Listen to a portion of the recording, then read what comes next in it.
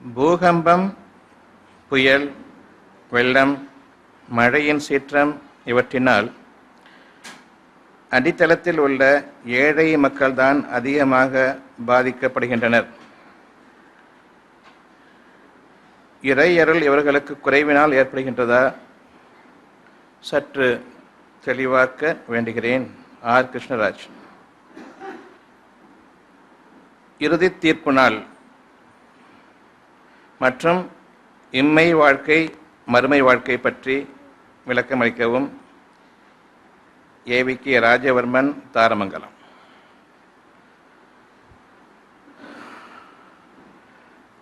மழையையும் பார்த்தாகிவிட்டது, வறட்சியையும் பார்த்தாகிவிட்டது.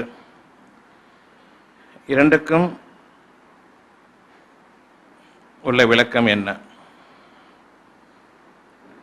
Doctor இளைய பெருமாள் கேட்குறாங்க.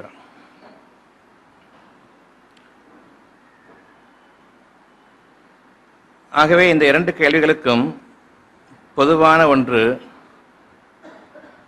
வாழ்க்கையில் நஷ்டமும் லாபமும், கஷ்டமும் விடிவும், இவ்விரண்டிற்கும் மத்தியில் நாம் வாழ்ந்து கொண்டிருக்கிறோம். இன்னும் வாழ்க்கை வாழவே இல்லை. ஏன்?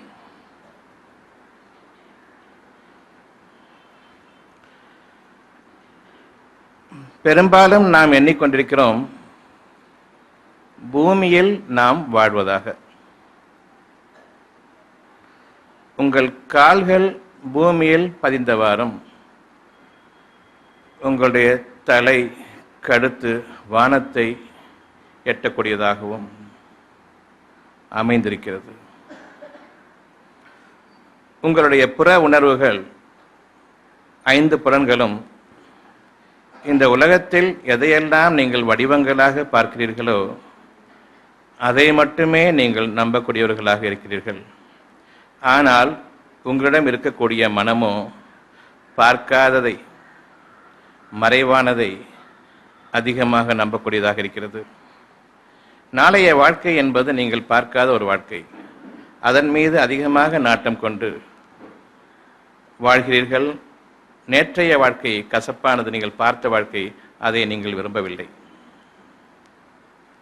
ஆனாலும் பூமியின் அடிப்படையை ஒட்டி இந்த புற உணர்வுகளுக்கு அடிமையாகி நேற்றைய வாழ்க்கையை வாழ்ந்து கொண்டிருக்கக்கூடிய மனிதர்களை, அவர்களுடைய அலங்காரத்தையும் ஆடம்பரத்தையுமே நீங்கள் பார்த்து இதை போன்ற வாழ்க்கை எனக்கு வேண்டுமே என்று ஏங்கக்கூடியவர்களாகத்தான் நாம் இன்று வாழ்ந்து கொண்டிருக்கிறோம். ஆனாலும் நம்முடைய மனதில் நாளைய வாழ்க்கை பற்றிய இன்னும் அழகான எண்ணங்கள் இருக்கின்றன. அவற்றை நாம் வலுக்கட்டாயமாக புறக்கணிக்கிறோம், அலட்சியம் செய்கிறோம். ஏனென்றால் பார்க்காத வாழ்க்கை நமக்கு இருக்கிறதா என்பதன் மீது உங்களுக்கு சந்தேகம். நாளைய வாழ்க்கை என்பது நான் வாழ்கிறேனா என்பதை எனக்கு தெரியாது. அவ்வாறு இருக்க அந்த வாழ்க்கையின் மீது ஒரு விருப்பம் ஏற்பட்டதே, அது எப்படி? அந்த விருப்பத்தை தோற்றுவித்தது யார்? நீங்கள் புறக்கணிப்பவர்களை தவிர அந்த விருப்பங்களை நீங்கள் அதை தோற்றுவிப்பவர்களாக இருக்க முடியாது. ஏனென்றால் புறக்கணிக்கும் நாம் தோற்றுவிக்க நிச்சயமாக அருகதையற்றவர்கள். மனிதர்கள் உங்களுக்கு அதை விளக்கி சொன்னார்களா? நாளைய வாழ்க்கையை பற்றிய ஒரு அழகான விருப்பம் உங்களிடம் இருக்கிறதே, அது மனிதர்கள் உங்களுக்கு விளக்கி சொன்னார்களா? நிச்சயமாக அவர்களும் கிடையாது. ஏனென்றால் மனிதனுக்கு மனிதன் நன்மையை எப்பொழுதுமே விரும்ப மாட்டான். ஆகவே அவர்கள் உங்களுக்கு ஒரு நன்மையை, உங்களுக்காக தனக்கில்லாத ஒரு நன்மையை உங்களுக்கு விரும்புவார்கள் என்பது நிச்சயமாக அர்த்தமற்றதாகும். அதை நாம் நம்பக்கூடியவர்களும் இல்லை. எனவே என்னுடைய இருதயம் என்பது மறைவான வாழ்க்கையை நம்பக்கூடியதாகவும், அந்த மறைவான வாழ்க்கையில் நான் வாழ்ந்து கொண்டிருப்பதையும், அந்த வாழ்க்கையில் உள்ள அவ்வளவு சௌகரியங்களை நான் மறைவாகவே அனுபவித்த நிலையிலும் அதை விரும்புகிறேன். இவ்வளவு அழகான வாழ்க்கையில், மறைவான வாழ்க்கையில் இறைவன் உங்களை வாழ வைத்து உங்களுக்கு அதை உங்களுடைய விருப்பங்களாகவும் ஆக்கி, பின்னர் உங்களுடைய புற உணர்வுகளை உங்களுக்கு ஒரு சோதனையாகவும் ஆக்கினான். உங்களுக்கு 5 புலன்களை கொடுத்தும், அந்த 5 புலன்களை கொடுத்த பிறகு உங்களுக்கு மனதில் அழகான உணர்வுகளையும் மறைவான உணர்வுகளையும் கொடுத்தான். ஒன்றுக்கு ஒன்று புறம்பானதாகும் உங்களுடைய வெளிப்புற புலன்களை கொண்டு நீங்கள் அறிந்து வைத்திருக்கக்கூடிய அந்த அறிவு, மனிதர்கள் உங்களுக்காக நடைமுறைப்படுத்தி கொண்டிருக்கக்கூடிய, நீங்களும் மனித நடைமுறை இதுதான் என்று ஏற்றுக்கொள்ளக்கூடிய அந்த வாழ்க்கை, உங்களுடைய மனதில் இறைவன் ஏற்படுத்தினானே மறைவான அந்த வாழ்க்கை, அந்த வாழ்க்கைக்கு ஒரு சிறிதும் அதை நிறைவேற்றிக் கொள்ள பயன் தராது. என்னுடைய மறைவான விருப்பங்கள் அனைத்துமே எனக்கு அது வேண்டும் என்று நான் விரும்புகிறேன், எனக்கு மட்டுமே வேண்டும் என்று நான் விரும்புகிறேன். யாரொருவருக்கும் ஒரு அழகான ஒரு வாழ்க்கை வேண்டுமென்றால் அது தனக்கும் அல்லது தன் குடும்பத்திற்கும் என்று மனதிற்கு படுகிறதே தவிர அவ்வளவு பேருக்கும் அது வேண்டும் என்று மனதில் படுவதில்லை. இது சத்தியம். உங்களுடைய தேவை உங்களுக்கு, உங்களுக்கு அருகே இருக்கும் பெரிதவருடைய தேவை அவருக்கு. உங்கள் இருவருக்கிடையே ஒரே விதமான தேவையை இறைவன் நிச்சயமாக உருவாக்கவில்லை. என்னுடைய விருப்பங்களுக்கும் எனக்கு அடுத்தாற்போல் இருக்கக்கூடிய சக மனிதராகிய மற்றொருவருடைய விருப்பத்திற்கும் நிச்சயமாக வேறுபாடு இருக்கிறது. என் தகுதிக்கேற்ற விருப்பத்தை இறைவன் எனக்கு தருகிறான், அதில் வாழ வைத்துக் கொண்டிருக்கிறான். ஆகவே நான் வாழ்ந்து கொண்டிருக்கிறேன், அது எனக்கு புற வாழ்க்கைக்கும் வேண்டும் என்று நான் ஆசைப்படுகிறேன். புற வாழ்க்கைக்கு என்று வரும்பொழுது தனக்கு வேண்டும் என்று விரும்புவதை காட்டிலும் பிறருக்கு காண்பிக்க வேண்டும் என்ற அந்த ஒரு உணர்வுதான் மனிதர்களிடையே அதிகமாக இருக்கிறது. பிற மனிதர்கள் தன்னை பெருமைப்படுத்த வேண்டும், புகழ வேண்டும் என்ற அந்த விருப்பம்தான் உங்களுக்கு மேலோங்கி நிற்கிறதே தவிர நான் என்னுடைய இறைவனுக்கு நன்றியுடன் கொடுத்த வாழ்க்கையை வாழ வேண்டும், அது எனக்கு மட்டுமே மறைவாக இருக்கட்டும் என்று எவருமே விரும்புவதில்லை. ஆகவே அந்த விருப்பங்கள் உங்களுக்கு இல்லாமலே ஆகிவிடுகிறது. பிறருடைய கண்களுக்கு காண்பிப்பதற்காக உங்களுடைய சுகங்களை நீங்கள் பின்னுக்கு தள்ளி பிறர் முன்பாக பெருமையோடு இருக்க வேண்டும் என்ற அந்த ஒரு வாழ்க்கையை நீங்கள் மறைவான அந்த பாக்கியத்திற்கு இந்த இழிவை சேர்ப்பதன் காரணமாக பிற மனிதர்களுடைய பொறாமை கண்களை உங்கள் மீது தீண்டுவதற்கு ஏற்க நீங்கள் உங்களுடைய எண்ணங்களை பாழ்படுத்தி கொண்டதன் காரணமாக உங்களுக்கு இறைவன் அதை மறுக்கிறான். ஏனென்றால் எப்பொழுது பிற மனிதர்களுக்காக நான் இந்த பாக்கியங்களை அடைய வேண்டும், அதன் காரணமாக பெருமைப்படுத்தப்பட்ட மனிதர்களில் நான் ஆகிவிட வேண்டும், பிற மனிதர்கள் முன்பாக தலை நிமிர்ந்து இருக்க வேண்டும், பல மனிதர்களை நான் தலை குனிந்து பார்க்க வேண்டும், அவர்களை சிறுமைப்பட்டவர்களாக பார்க்க வேண்டும் என்று விரும்புகிறீர்களோ, இதன் காரணமாக நீங்கள் மிக பெரும் வேதனையை மனித சமுதாயத்திலிருந்து அடைய நேரிடும்.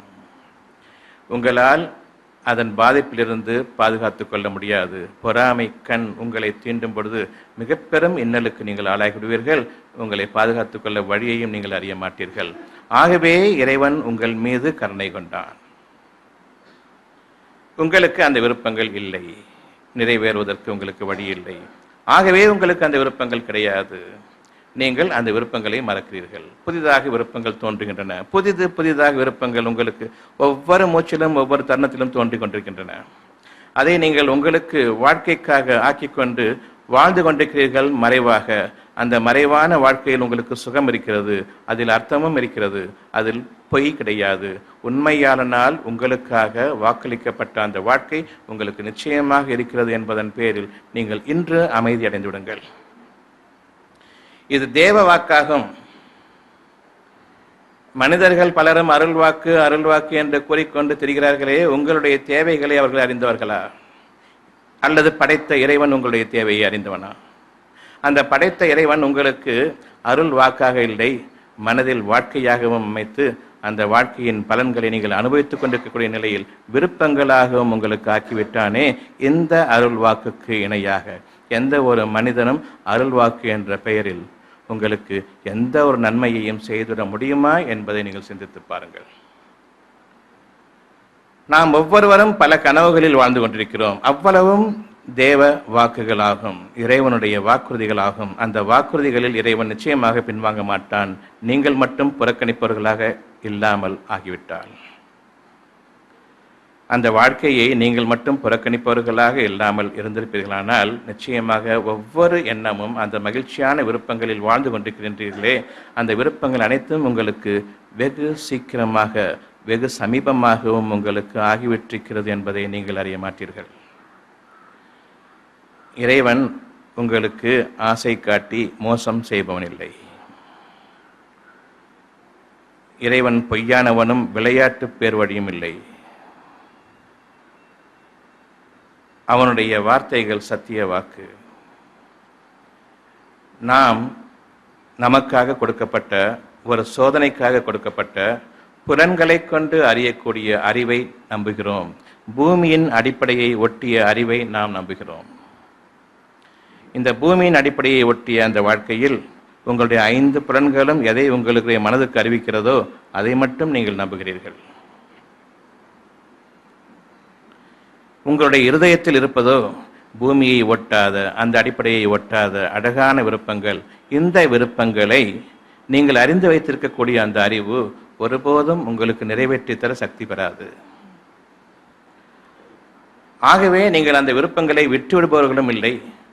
இது வேலைக்கு ஆகாது என்று நீங்கள் அந்த விருப்பங்களை விட்டுவிடுபவர்களும் இல்லை. அல்லது இந்த உலக வாழ்க்கையை ஏற்று விதியை என்று வாழ்பவர்களும் இல்லை. இதில் அழகானது எதுவோ அதை நீங்கள் உங்களுடைய மனதுக்கு ஏற்றுக்கொள்ளுங்கள்.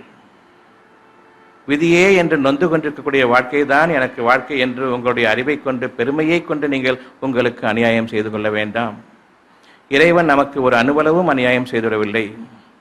உங்களுடைய போக்குகளின் காரணமாக நீங்கள் தேடிக்கொண்ட வாழ்க்கையை தவிர இறைவன் எதை உங்களுக்கு அனுமதிக்கவில்லையோ அதை உங்களுக்கு நீங்கள் விதிகளாக ஆக்கிக் கொண்டீர்கள். ஏனென்றால் அழகானதை தவற விட்டுவிட்டு எது உங்களுக்கு நெருக்கடியான வாழ்க்கையோ அந்த வாழ்க்கையை உங்களுக்கு நீங்கள் ஆகமாக்கிக் கொண்டீர்கள். நிச்சயமாக வானங்களை பூமியையும் இவை இரண்டையும் உங்களுக்காக இணைத்திருக்கிறான். உங்களுடைய இருதயம் எப்படிப்பட்டதென்றால் வானலாவியது. ஒரு சிறு குழந்தையிடம் ஒரு சாக்லேட் கொடுத்து நல்லா இருக்குதாப்பான்னு கேட்டா, ஆமா நல்லா இருக்குது. இன்னும் வேணுமா? வேணும். எவ்வளவு வேணும்? நிறைய வேணும். இவ்வளோ வேணுமா? இவ்வளோ வேணுமா? அந்த குழந்தைகிட்ட கேட்டால் இவ்வளவு வேணும்னு கையை காட்டும். பூமிக்கும் வானத்துக்கும் கையை காட்டும். உங்களுடைய எண்ணங்கள் அவ்வளவு வானலாவியதாக இருக்கிறது. உங்களுடைய அறிவை கொண்டு நீங்கள் ஒருபோதும் அதை நிறைவேற்றிக் கொள்ள சக்தி பெற மாட்டீர்கள். ஆனால் இறைவன் உங்களுக்கு வாக்களிப்பதோ வானலாவிய அனைத்து நன்மைகளும் உங்களுக்கு வேண்டும் என்று விரும்புங்கள். இது நீங்கள் இறைவனை கண்ணியப்படுத்துவதாகும். ஏனென்றால் இறைவனுடைய தகுதிக்கு நீங்கள் கேட்டிருக்கிறீர்கள். இறைவன் கொடையளிப்பதில் விசாலமானவன். அந்த விசாலமான இருதயத்தை உங்களுக்கு கொடுத்திருக்கின்றான். வானங்களையும் பூமியையும் படைத்து உங்களுக்கு இருதயத்தையும் அமைத்து வானங்களையும் பூமியையும் அந்த இருதயத்திற்குள் வைத்திருக்கின்றான். நீங்கள் விரும்புவது, உங்களுடைய இருதயத்தில் விரும்புவது வானங்கள் முதலாக பூமி வரையிலும் கட்டுப்பட்டு உங்களுக்கு உங்களுடைய விருப்பத்தை நிறைவேற்றி தர வேண்டும் என்பது இறைவனுடைய சொல். ஆகவே நான் இறைவனை பின்பற்றுகிறேன் என்ற அந்த ஒரு வார்த்தையின் பக்கம் இன்று நாம் திரும்புகிறோம். இறைவனுக்கு பல பெயர்கள் இருக்கின்றன. உங்களுடைய தேவைகளில் அந்த பெயர்கள் அமைந்திருக்கிறது. நான் ஒரு விருப்பம் கொள்வேனேயானால் அதற்கு நிலைத்திருக்கக்கூடிய தகுதி வேண்டும். சாதாரணமாக நான் வாழ்றது கூட என்றென்றும் வாழ வேண்டும். கஷ்டத்தின் காரணமாக தான் நான் போயிட்டா என்னங்கிறத பற்றி நினைக்கிறீங்களே தவிர இன்பத்தை மட்டும் நீங்கள் அனுபவிச்சுட்டு இருக்க நிலையில் இது என்னென்னைக்கு நிலைச்சிருக்கணும், எப்பொழுதும் நான் வாழணும், எனக்கு இறப்பே கூடாது என்று நீங்கள் நினைப்பீர்கள். ஆகவே நிலைத்திருக்கக்கூடிய எண்ணம் நம்புங்கள் உங்களுக்கு இருக்கிறது. நான் வாழ்ந்துவிட முடியுமா? நம்புங்கள். உங்கள் விருப்பத்தை நீங்கள் நம்புங்கள். இந்த 5 புலன்களுக்கும் எதிராக எந்த ஒரு விருப்பமும் இறைவனிடம் சேரக்கூடியதாக இருக்கிறது. உங்களுடைய கண்கள் நம்பிக்கை கொண்டிருப்பதும், உங்களுடைய மூக்கு நம்பிக்கை கொண்டிருப்பதும், உங்களுடைய காதுகளால் கேட்ட அறிவை நீங்கள் நம்பிக்கை கொண்டிருப்பதும், உங்களுடைய தொடு உணர்வுகள் மூலமாக நீங்கள் அறிந்து வைத்திருக்கிறீர்களே, இந்த ஒவ்வொரு அறிவுக்கும் எதிரான எந்த ஒரு விருப்பமும் நிச்சயமாக அது பிரார்த்தனையாகும். இந்த புலன்களின் அடிப்படையை கொண்டு நீங்கள் கேட்கக்கூடிய ஒவ்வொன்றும் இறைவனிடம் நீங்கள் கேட்பீர்களானால் அது கண்ணியமிக்க இறைவனிடம் போய் சேராது. உங்களுக்கு விதியை நிர்ணயிக்கக்கூடியதாகும். ஏனென்றால் உங்களுடைய கண்களும் காதுகளும் மூக்கும் ஒரு சோதனைக்காக உங்களுக்கு கொடுக்கப்பட்டிருக்கிறது. அதனுடைய அறிவும் சோதனையே. பெரும் சோதனை. அதை நீங்கள் நம்பிக்கை கொள்ளும் பொழுது அதில் பல இடைஞ்சல்களும் பல தவறுகளும் அது உங்களுக்கு இறுதியாக கேடாக முடியுமே, அந்த உதாரணங்களையும் இறைவன் உங்கள் வாழ்நாள் முழுமையிலும் உங்களுக்கு காண்பித்துக் கொண்டிருக்கின்றான். ஆகவே நீங்கள் நம்பிக்கை கொண்ட மனிதர்கள் என்பது உண்மையானால் என்னுடைய புற அறிவை நான் நிராகரிக்கிறேன். என்னுடைய உள்ளார்த்தமான உணர்வுகளை நான் விரும்புகிறேன். என்னுடைய அறிவுக்கும் என்னுடைய விருப்பத்திற்கும் நிச்சயமாக கிழக்குக்கும் மேற்குக்கும் இடையே உள்ள தூரம் நேர் எதிரும் புதிருமானது. ஆகவே நான் நம்ப நிச்சயமாக கஷ்டப்படுகிறேன்.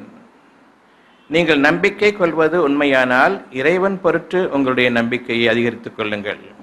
இரண்டு விதமானது, ஒன்று மறைவான வாழ்க்கை உங்களுடைய இருதயத்தில், இன்னொன்று வெளிப்புற வாழ்க்கை உங்களுடைய நம்பிக்கை. உங்களுடைய விருப்பம் ஒருபுறம், மறைவான அந்த இருதயத்தில் வாழக்கூடிய வாழ்க்கை அந்த விருப்பம் ஒருபுறம், நீங்கள் அதை புறக்கணிக்கக்கூடிய நம்பிக்கை மறுபுறம். ஆகவே நீங்கள் நிராகரிப்பவர்கள், உங்களுடைய நன்மைகளை நீங்கள் நிராகரிப்பவர்கள். அந்த நன்மைகளை நீங்கள் நிராகரிக்கும் பொழுது இறைவன் கொடுத்த அந்த விருப்பத்தை நீங்கள் நிராகரிக்கிறீர்கள். எனவே நீங்கள் இறை நிராகரிப்பவர்கள். இன்று நாம் நம்முடைய நிராகரிப்புக்கு ஒரு உதாரணம் எடுத்துக்கொள்வோம். என் கண்களால் நான் என் இறைவனை காண்கிறேன். உங்கள் கண்களால் உங்கள் வாழ்க்கையே காண முடியாது. உங்கள் கண்களை கொண்டு நீங்கள் பார்ப்பதை நீங்களே நம்புபவர்கள் இல்லை. உங்களுடைய அறிவு நாளைக்கு உங்களுடைய வாழ்க்கைக்கு உபயோகப்படாது. இந்த அறிவை கொண்டுதான் நான் விரக்தி அடைந்து விட்டேன், எனக்கு வாழ்க்கையே வேண்டாம், இந்த உலக வாழ்க்கை மிகவும் கேடானதாக இருக்கிறது. இப்படிப்பட்ட ஒரு வாழ்க்கையில் வாழ்ந்து கொண்டிருக்கக்கூடிய, புற அறிவை கொண்டு வாழ்ந்து கொண்டிருக்கக்கூடிய நாம் இந்த புற அறிவை கொண்டு ஒரு இறைவனை நீங்கள் கணித்து விடவோ அல்லது பார்த்து விடவோ அல்லது இதுதான் இறைவன் என்றோ நீங்கள் கூறிவிடுவீர்களானால் நிச்சயமாக அது மகா கேடானது. உங்களுக்கே உதவாத ஒரு அறிவை இறைவனை அறிவதற்கு நீங்கள் பயன்படுத்துவீர்களானால், அதுவும் இதுதான் என் இறைவன் என்று நீங்கள் கூறிவிடுவீர்களானால் நமக்கு உரிய கேடு நம் மீது நிச்சயமாக நமக்கு நாமே ஏற்படுத்தி கொண்டோம். இறை உணர்வுகளை நீங்கள் நம்பி பழகும் வரையில் இறைவன் யார் என்பதை ஒருபோதும் நாம் அறிந்து கொள்ள முடியாது. இறைவனை ஒருபோதும் இந்த புற உணர்வுகளை கொண்டு பார்க்க முடியாது. ஏனென்றால் இறைவன் நிறைவானவன். உங்களுடைய கண்களோ கண்ணு கெட்டிய தூரத்திற்கு மேல் கிடையாது. அதற்கு அப்பால் எல்லாம் மறைந்திருக்கின்றன. கண்களுக்கு சக்தி இல்லை. இறைவன் எங்கும் இருக்கிறான் என்பது உண்மையானால் உங்களுடைய கண்களுடைய பார்வையோ ஒரு டைரக்ஷன் தான். ஆனால் மனிதனுடைய எண்ணங்கள் பல டைரக்ஷன்ஸ் இருக்குது. எதை கொண்டு ஓரளவுக்கு இறைவனை அறிய முடியும் என்றால் உங்களுடைய மனதை கொண்டுதானே தவிர உங்களுடைய கண்களை கொண்டல்ல. நீங்கள் இறைவனை பார்ப்பதற்கு தரிசிக்க வேண்டும் என்பதற்காக கோயில்களுக்கும் பள்ளிகளுக்கும் பள்ளிவாசல்களுக்கும் மசூதிகளுக்கும் சர்ச்சுகளுக்கும் செல்கிறீர்கள். இறைவனை தரிசிக்க வேண்டும் என்பதற்காக அங்கு சென்ற பிறகு கர்ப்ப கிரகத்திற்குள் நீங்கள் வந்துவிட்டீர்கள், நெருங்கிவிட்டீர்கள். இப்பொழுது உங்களுடைய பிரார்த்தனையை நீங்கள் செய்யலாம். ஆகவே இறைவனை தரிசிக்க வந்த நீங்கள் அங்கு இறைவனை பிரார்த்திப்பதற்கு முன்பாக கண்களை மூட வேண்டும். தரிசிக்கணும், பார்க்கணும் சொல்லி அங்கே போய் கண்ணை மூடுறதுக்குரிய அவசியம் என்ன? பார்க்க வேண்டியதானே. பார்த்து கொண்டிருக்கக்கூடிய நிலையில் நீங்கள் பிரார்த்திப்பீர்களானால் உங்களுடைய மனதுக்கு அமைதி ஏற்படாது.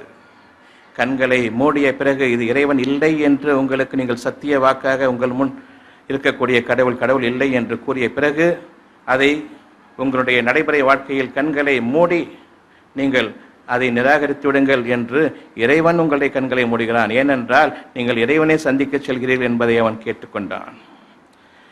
நீங்கள் எங்கு சென்று இறைவனை சந்திக்கிறீர்களோ அது இறைவன் இல்லை என்பதை உங்களுக்கு உணர்த்துகிறான். ஆகவே கண்களை மூடுங்கள். ஏன் கண்களை அங்கு சென்று மூட வேண்டும்? தரிசிக்க வேண்டும் என்று சென்று நீங்கள் எதற்காக கண்களை மூடினீர்கள்?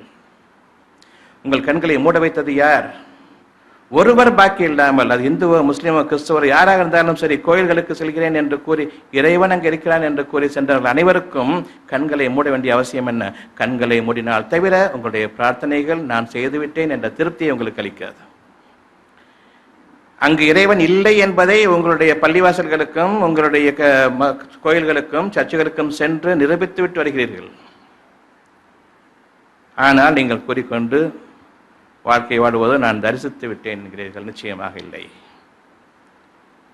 இறைவனை இந்த கண்களை கொண்டு பார்த்துட முடியாது. இறைவன் என்று நீங்கள் கூறிவிட்ட ஒரே காரணத்தால் உங்களை கர்ப்ப கிரகத்திற்குள் வரை அழைத்து சென்று அங்கு கண்ணை மூடச் செய்கிறான். இப்பொழுது நீங்கள் அறிந்து கொள்ளுங்கள், இறைவன் தன்னுடைய கண்ணியத்தை காப்பாற்றிக் கொள்வதில் மிகவும் வல்லமை மிக்கவன். நீங்கள் விரும்பினாலும் விரும்பாவிட்டாலும் அவன் தன் காரியத்தில் உண்மையாளன், அவன் தன் காரியத்தில் வெற்றியாளன். ஒருபோதும் அவனை பார்க்க முடியாது. உங்களுடைய உள் உணர்வுகள் என்று திறக்கப்படுகின்றன. இறைவன் கட்டிடங்களுக்குள் இருக்க முடியாது. ஏனென்றால் உங்களுக்கு தெரியும், இறைவன் எங்கும் இருப்பவன். எனக்கு உபயோகப்படாத இறைவன் எங்க இருந்தா என்ன? அப்போ இறைவன் எங்க இருக்கணும்? உங்களுக்கு நெருக்கமாக சமீபமாக இருக்கணுமா, உங்களை விட்டு தூரமா தேடி போகக்கூடிய அளவில் இருக்கணுமா? சமீபமாக இருந்தால் தவிர எனக்கு பாதுகாப்பு என்ற அந்த உணர்வில் நான் வாழ முடியாது. என்னுடைய பாதுகாப்பாளன் எனக்கு சமீபமாக இருக்க வேண்டும் என்று விரும்புவேனே தவிர எனக்கு அப்பால் நான் அவனை தேடி செல்லக்கூடிய அளவில் இருக்கக்கூடாது. அவன் என்னை என்றென்றும் சூழ்ந்து என்னை பாதுகாப்பவனாக இருக்க வேண்டும் என்று நாம் விரும்புவோமே. அந்த ஒரு உணர்வை நீங்கள் மேற்கொள்வீர்களானால் எவ்வளவு சமீபமாக ஆக்க முடியுமோ அந்த அளவுக்கு சமீபமாக உங்களுடைய சிந்தனை திறனை கொண்டு வாருங்கள். அங்கு இறைவன் இருக்கிறான்.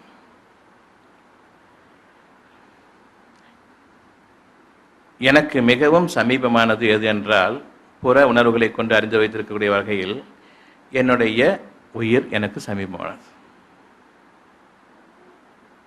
அப்படித்தானே? ஒருவருக்கு ஒரு உயிர் மிகவும் நெருக்கமானதும் நேசமானதும். அந்த உயிர் தான் என்னை வாழ வைத்துக் கொண்டிருக்கிறது. இந்த உயிருக்கும் சமீபமானது எது? இந்த உயிரை இயக்கி கொண்டிருப்பவன் யார்? அவன் இந்த உயிருக்கும் சமீபமானவன். அதை எப்படி நான் உணர்கிறேன்? இப்பொழுது எனக்கு ஒரு நோய் கண்டுவிட்டது. நான் இறந்து விடுவேன் என்று மனித அறிவை கொண்டிருக்கக்கூடிய டாக்டர்கள் கூறிவிட்டார்கள். என்னை சுற்றி இருக்கக்கூடிய சுற்றத்தார்கள் அனைவருமே பார்த்தும் கேள்விப்பட்டும் இப்படிப்பட்ட ஒரு நோய் வந்துவிட்டால் இறந்துதான் போவார்கள், பார்க்கும்பொழுது இறந்து விடுவார் போலதான் தோன்றுகிறது, ஆகவே அவர் இறந்து விடுவார். எனவே நான் இந்த புற அறிவுகளின் மீது அதிகமாக ஈர்ப்பு கொண்டு விட்டேன், நம்பி விட்டேன். ஆகவே உங்களுடைய விதியை நீங்கள் தீர்மானித்து விட்டீர்கள். உள்ளுக்குள் இறைவன் கூறுகிறான், நீங்கள் வாழ வேண்டும். ஆகவே ஒரு நப்பாசை, உயிர் பிழைத்துக் கொள்வேனோ, பிழைத்து விட்டால் நல்லா இருக்குமே, அப்பொழுதே நீங்கள் ஏற்றுக்கொள்ளாமல் இவ்வளவு சந்தேகங்களை கொண்டு கேள்விகளை கொண்டு அதை நீங்கள் நாசமாக்குகிறீர்கள். உங்களுடைய இறைவன் உங்களுக்கு அறிவிக்கக்கூடிய அந்த மன உணர்வுகள் பெரிதா? இந்த மனிதர்கள் 5 புலன்களை கொண்டு அறிந்து வைத்திருக்கிறார்களே, இந்த கேடுகெட்ட அறிவு உங்கள் மீது ஆதிக்கம் புரிய வேண்டுமா? எதை நீங்கள் ஏற்றுக்கொள்வீர்கள்? டாக்டர்களையா, இறைவனையா? நிச்சயமாக நாம் இறைவனை ஏற்றுக்கொள்வோம் என்ற அந்த உறுதி இப்பொழுது உங்களிடம் வேண்டும். உங்களுடைய இருதயத்தில் இறைவன் எதை இறக்கி வைத்திருக்கின்றானோ அந்த உணர்வுகளை தவிர வேறு எந்த உணர்வையும் நீங்கள் பின்பற்ற மாட்டீர்கள். உங்களுடைய இருதயத்தில் இறைவன் அழகான உணர்வுகளை இறக்கி வைத்திருக்கின்றான். உங்களுடைய அறிவோ அதற்கு நேர் மாறான ஒரு வீணான எண்ணத்தை உங்களுக்கு கற்பிக்கிறது. இந்த எண்ணத்திலிருந்து நீங்கள் உங்களை பாதுகாத்துக் கொள்வீர்களானால் நிச்சயமாக நீங்கள் இறை அடியார்கள். நீங்கள் இறைவனுடைய நல்லடியார்கள். ஏனென்றால் நன்மையை நீங்கள் ஏற்றுக்கொண்டு தீமையை நீங்கள் உங்களை விட்டு விலக்கிக் கொள்பவர்கள். உங்களுக்கு நீங்களே நன்மை செய்து கொள்பவர்கள். ஆகவே நீங்கள் இறைவனுக்கு உதவி செய்பவர்கள்.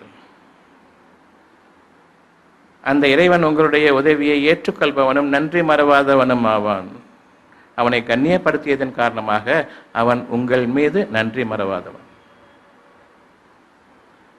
அந்த இறைவன் நம்முடைய உள் உணர்வுகளில் இப்பொழுது நான் இறந்து கொண்டிருக்கின்றேன் என்பது புற உணர்வுகளை கொண்டு, மனித அறிவை கொண்டு, இந்த படிப்பறிவை கொண்டு நம்பிக்கை கொண்டிருக்கக்கூடிய மனிதர்களும் இவ்வளவு கீழ்த்தரமாக ஆகிவிட்ட பின்னர் இறுதியாக என் மூச்சு இப்பொழுதோ அப்பொழுதோ என்று இருக்கும் பொழுது யாராவது ஒருத்தர் கூறுவாங்க, ஒரு ஆறுதலுக்காகவும் நல்ல வார்த்தை சொல்லணுங்கிறதுக்காக, உசுரை விட்டுறாதீங்க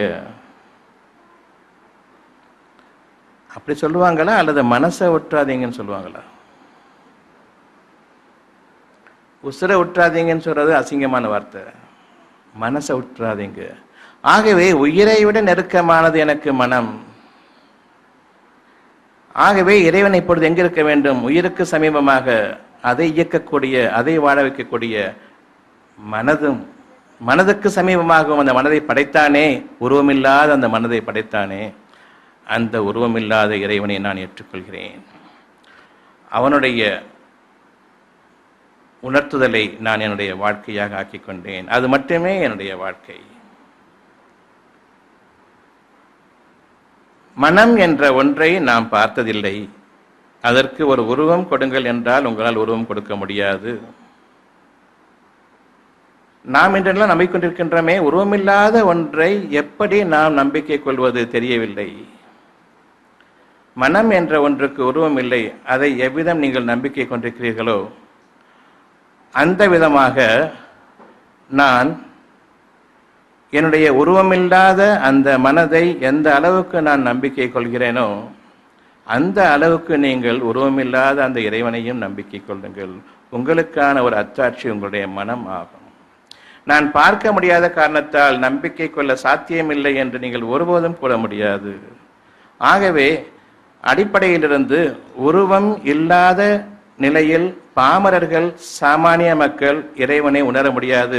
ஆகவே நான் ஒரு உருவம் கொடுக்கிறேன் என்ற அந்த வாதம் இந்த விதத்தில் நிச்சயமாக காணாமல் போகும்.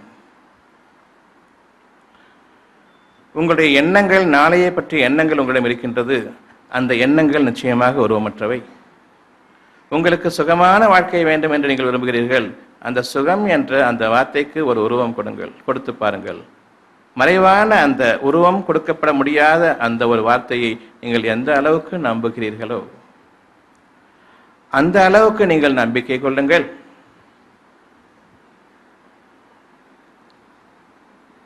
உருவம் இல்லாத இறைவன் மட்டும்தான் அந்த சுகம் என்ற உணர்வை எனக்கு அளித்தான். உங்களுக்கு அமைதி வேண்டும் என்று நீங்கள் விரும்புகிறீர்கள். அமைதி என்ற அந்த ஒரு வார்த்தைக்கு, உங்களுடைய தேவைக்கு ஒரு உருவம் கொடுங்கள். உருவமில்லாத ஒன்றை நான் நம்புவதற்கு இல்லை, உருவமில்லாத ஒன்றை நம்புவது கஷ்டம் என்று நாம் கூறுகிறோமே, எப்படி அமைதி என்ற அந்த உருவமில்லாத ஒரு பொருளை நீங்கள் நம்பிக்கை கொள்ள ஆரம்பித்தீர்கள்? நிம்மதி வேண்டும் எனக்கு, அந்த நிம்மதிக்கு ஒரு உருவம் கொடுங்கள். வாழ்க்கையில் சுகமும் நிம்மதியும் அமைதியும் இவற்றை தவிர உங்களுக்கு வேறு என்ன வேண்டும்? பொருளின் அடிப்படையில் நீங்கள் எவ்வளவுதான் உங்களுடைய பொருளை நீங்கள் சேகரித்துக் கொண்டாலும் சரி, உதாரணத்திற்கு உலகம் நிறைய தங்கத்தை நீங்கள் வைத்துக் கொண்டிருந்தாலும் சரி, அதை போன்ற ஒரு மடங்கு தங்கத்தை நீங்கள் வைத்திருந்தாலும் சரி, உங்களுடைய மனதுக்கு அமைதியையும் நிம்மதியும் சுகத்தையும் சாந்தத்தையும் சமாதானத்தையும் ஒருபோதும் அது கொடுத்துவிடாது. பொருளை கொண்டு வாங்குவதல்ல அருள், அருளில் இருக்கிறது பொருள் அனைத்தும். நாம் நம்பிக்கை கொள்ள வேண்டும். அருள் என்பது உணர்வு பூர்வமானது. பொருள் அவ்வளவும் உங்களுடைய உணர்ச்சிகளுக்கு உங்களை அடிமையாக்குவதாகும். நம்பிக்கை கொண்ட மனிதர்களாக நாம் இன்று வாழ வேண்டும் என்றால் உள் உணர்வுகளை நீங்கள் மதித்து பழகுங்கள். உள் உணர்வுகளாக எந்த வாழ்க்கை உங்களுக்கு அனுமதிக்கப்பட்டிருக்கிறதோ, எந்த வாழ்க்கையில் இறைவன் வாழ வைத்த பிறகு நீங்கள் அதை விரும்பவும் ஆரம்பித்தீர்களோ அந்த வாழ்க்கையை பொய்யாக்கி விடாதீர்கள். அதாவது உங்களுடைய அறிவை கொண்டு அதை உரசி பார்த்து இது வாழ்வதற்கு ஏற்ற வழியை உங்களுக்கு அமைக்காது என்று நீங்கள் நிராகரித்து விடாதீர்கள்.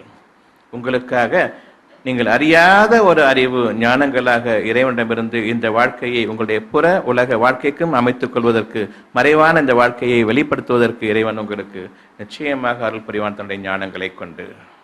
ஞானங்கள் இறைவனிடமிருந்து மறைவான வாழ்க்கையை என்னுடைய வெளி உலக வாழ்க்கைக்கு, புற உலக வாழ்க்கைக்கு எனக்கு அமைத்துக் கொள்வதற்காக இறைவன் நிச்சயமாக உங்களுக்கு ஒரு காலத்தவணையின் மீது அந்த ஞானங்களை உங்களுக்கு அளிப்பான் என்பதன் மீது நம்பிக்கை கொள்ளுங்கள். ஏனென்றால் இறைவன் உங்களை வாழ வைத்து விட்டான். வாழ வைத்த பிறகு அதை உங்களுக்கு புற உணர்வுகளுக்கும் ஏற்கும் வரையில், ஏற்ற வரையில் வகையில் உங்களுக்கு அதை அமைத்து தர அவன் சக்தி இல்லாதவன் இல்லை. உண்மையாளன் என்றால் நம்பிக்கை கொண்டவர்களுக்கு தன்னுடைய சத்தியத்தை நிரூபிக்க வேண்டும். அவன் ஆற்றல் மிக்கவன் என்பதை நீங்கள் உணர்ந்து கொண்டீர்கள். ஆகவே நீங்கள் நம்பிக்கை கொள்ளுங்கள். உங்களுடைய இறைவன் உங்களுக்கு போதுமானவன். அந்த இறைவனை நான் கண்களால் பார்த்துவிட முடியாது. ஏனென்றால் இந்த கண்கள் அழியக்கூடியது. அவன் நித்திய ஜீவன், என்றும் இருப்பவன். இந்த அழியக்கூடிய இந்த கீழ்த்தரமான கண்களை கொண்டு, இதனுடைய ஒரு பார்வை புலனை கொண்டு இறைவனை நிச்சயமாக நாம் அறிய முடியாது, உணர முடியாது என்ற அந்த உறுதியின் மீது நீங்கள் நிலைத்து விடுங்கள். ஆகவே இறைவனுக்கு பல பெயர்கள் இருக்கின்றன. ஒன்று, இறைவன் நிலைத்திருப்பவன். நிலைத்திருப்பவன் என்ற அந்த ஒன்றுக்கு ஒரு உருவம் கொடுங்கள். ஆகவே நிலைத்திருப்பவன் என்ற அந்த ஒரு பொருள் இறைவனுக்கு மட்டுமே பொருத்தமானது. ஏனென்றால் நாம் அழியக்கூடியவர்கள். படைக்கப்பட்ட எந்த ஒரு பொருளும் அழியும். சூரியன், சந்திரன், அகிலங்கள் உட்பட அவ்வளவும் அழியும். ஆகவே அழியக்கூடிய எந்த ஒரு பொருளும் பார்த்துவிட முடியும். அழிய முடியாத ஒன்று, அழிக்க முடியாத ஒன்று, மறைவான ஒன்றை தவிர இல்லை.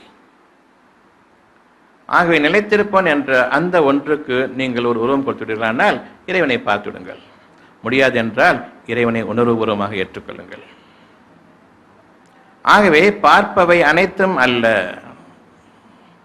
இறைவனுடைய பண்புகளில் ஒன்று அல்ல என்பதாகும். உங்களுடைய புற உணர்வுகளை கொண்டு, 5 புற உணர்வுகளை கொண்டு, புலன்களை கொண்டு ஒருபோதும் இறைவனை நீங்கள் அளந்து விடவும் முடியாது, நிறுத்திவிடவும் முடியாது, அதை நீங்கள் பார்த்துவிடவும் முடியாது, பார்த்துவிட்டதாக திருப்தி கொண்டு விடவும் முடியாது, அதை உங்களுடைய வாழ்க்கைக்கு பயன்படுத்திக் கொள்ளவும் முடியாது. இறைவன் உங்களுக்காக அருளை கொடுக்கின்றான். அருள் என்பதற்கான ஒரு வடிவத்தை கொடுங்கள் பார்க்கலாம்.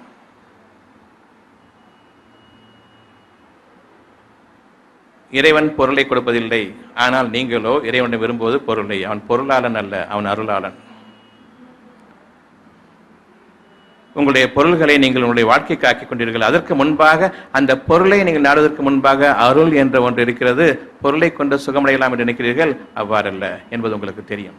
இருந்தாலும் சுகம் என்று நீங்கள் இறைவனிடமிருந்து ஒரு வாக்கை பெற்றுக்கொண்டு நான் பொருளை தேடிக்கொண்டு சுகமடைந்து விடுவேன் என்று நீங்கள் விரும்புவது, நம்புவதும் உங்களுக்கு நீங்களே விதைத்துக் கொள்ளக்கூடிய ஒரு தவறான வழிகேடான பாதையாக ஆக்கிக் கொண்டோமே தவிர, நாம் நமக்காக ஆக்கிக் கொண்டோமே தவிர, அது இறைவன் நமக்காக அனுமதித்தது இல்லை.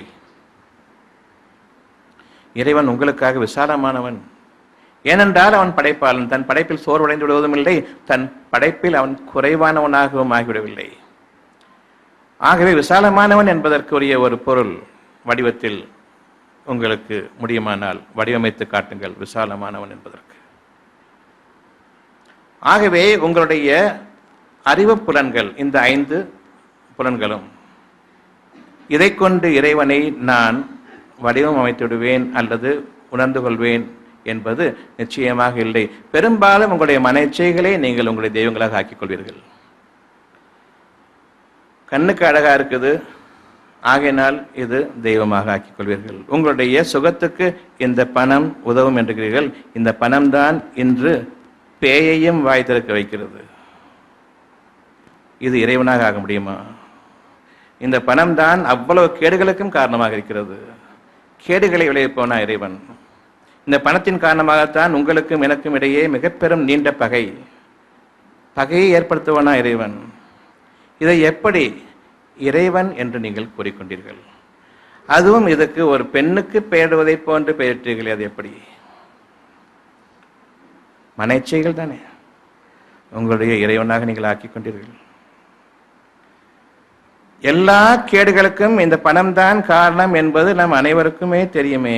அவ்வாறு இருக்க இந்த பணத்தை ஒரு தெய்வமாகவும் ஆக்கிக்கொண்டு அதற்கு ஒரு வடிவத்தையும் அமைத்து அதை பெண்ணாகவும் ஆக்கி நீங்கள் வழிபடவும் ஆரம்பித்து விட்டீர்களே.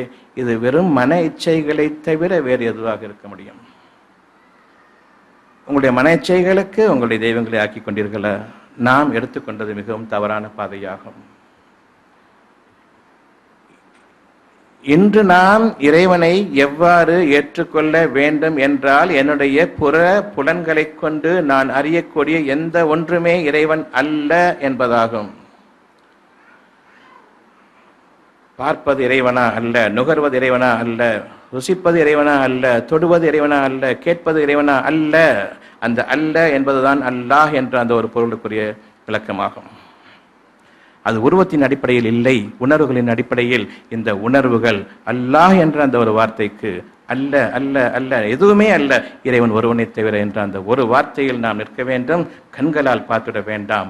அந்த மகத்தான மனதினுடைய ஒரு விருப்பத்தை தான் உங்களுடைய வாழ்க்கை என்று நீங்கள் எண்ணிக்கொள்வீர்களானால், அந்த மனம், அந்த உருவமில்லாத அந்த மனதை படைத்து அந்த மனதில் அகிலங்களில் உங்களை வாழ வைத்தானே, அந்த மனதிற்குள் அந்த இறைவன் மகத்தானவன். அவனுக்கு உருவம் கிடையாது. ஆகவே இன்று வரை நாம் ஏற்படுத்திக் கொண்டு எந்த ஒன்றுமே அல்ல, அந்த ஒரு இறைவனை தவிர அவனை பார்ப்பது அல்ல. முடியுமா? அல்ல.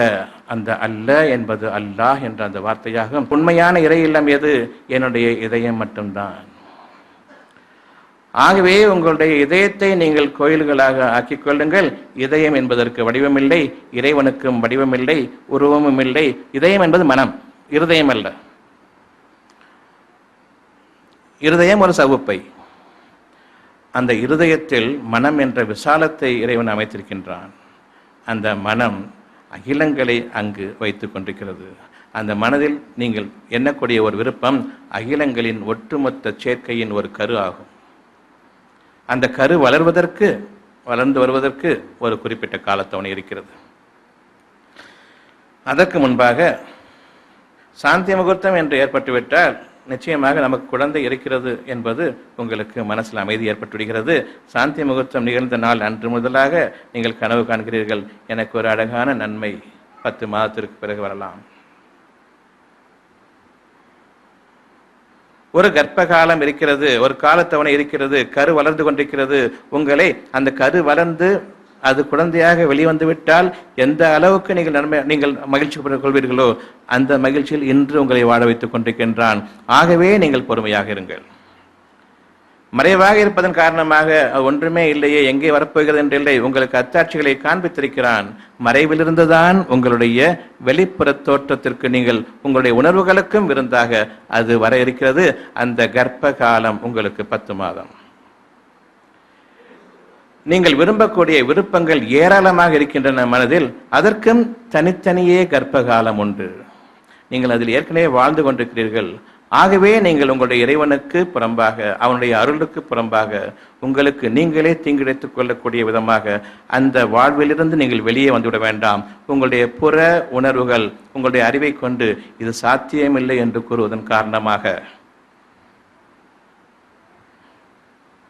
நீங்கள் நம்பிக்கை கொண்ட மனிதர்களாக இருப்பீர்களானால் எதில் வாழ்ந்து கொண்டிருக்கிறீர்களோ அது உண்மை, எதை பார்த்து கொண்டிருக்கிறீர்களோ அது பொய். ஆகவே பொய்யுக்கும் உண்மைக்கும் இடையே உண்மையை நீங்கள் தேர்ந்தெடுத்துக் கொள்ளுங்கள். பொய்யின் பக்கம் நீங்கள் சென்றுவிட வேண்டாம். உங்களுடைய அறிவு மிக மிக குறைவு. ஒரு சோதனைக்காக கொடுக்கப்பட்டதுதான் உங்களுடைய அறிவு. அதை கொண்டு நீங்கள் வாழ்நாள் முழுவதும் வாழ்ந்துவிடுவதற்காக அல்ல. அந்த சோதனையில் நீங்கள் வாழ்நாள் முழுவதும் சிக்கிக் கொண்டிருக்கிறீர்கள். போதும் போதும் இந்த சோதனை என்ற அளவுக்கு சாமியை கூப்பிடுகிறீர்களே, போதுமடா சாமி என்று. இப்பொழுது நீங்கள் திரும்புங்கள். வீணான வார்த்தைகளை கொண்டு கூறாதீர்கள். உங்களுடைய அறிவை நீங்கள் நீக்கிவிடுங்கள். மனிதர்களுடைய அறிவை நீங்கள் புறக்கணித்து விடுங்கள். உங்களுடைய கல்வி, கல்லூரி, பல்கலைக்கழகங்கள் அவ்வளவையும் நீங்கள் புறக்கணித்து விடுங்கள். முதுகுக்கு பின்னால் வீசி எறிந்து விடுங்கள். அது உங்களுடைய வாழ்க்கைக்கு உதவாது. உங்களுடைய விருப்பங்களை நீங்கள் பின்பற்ற பழகிக்கொள்ளுங்கள். அது உங்களுக்கு நன்மையாக அமையும்.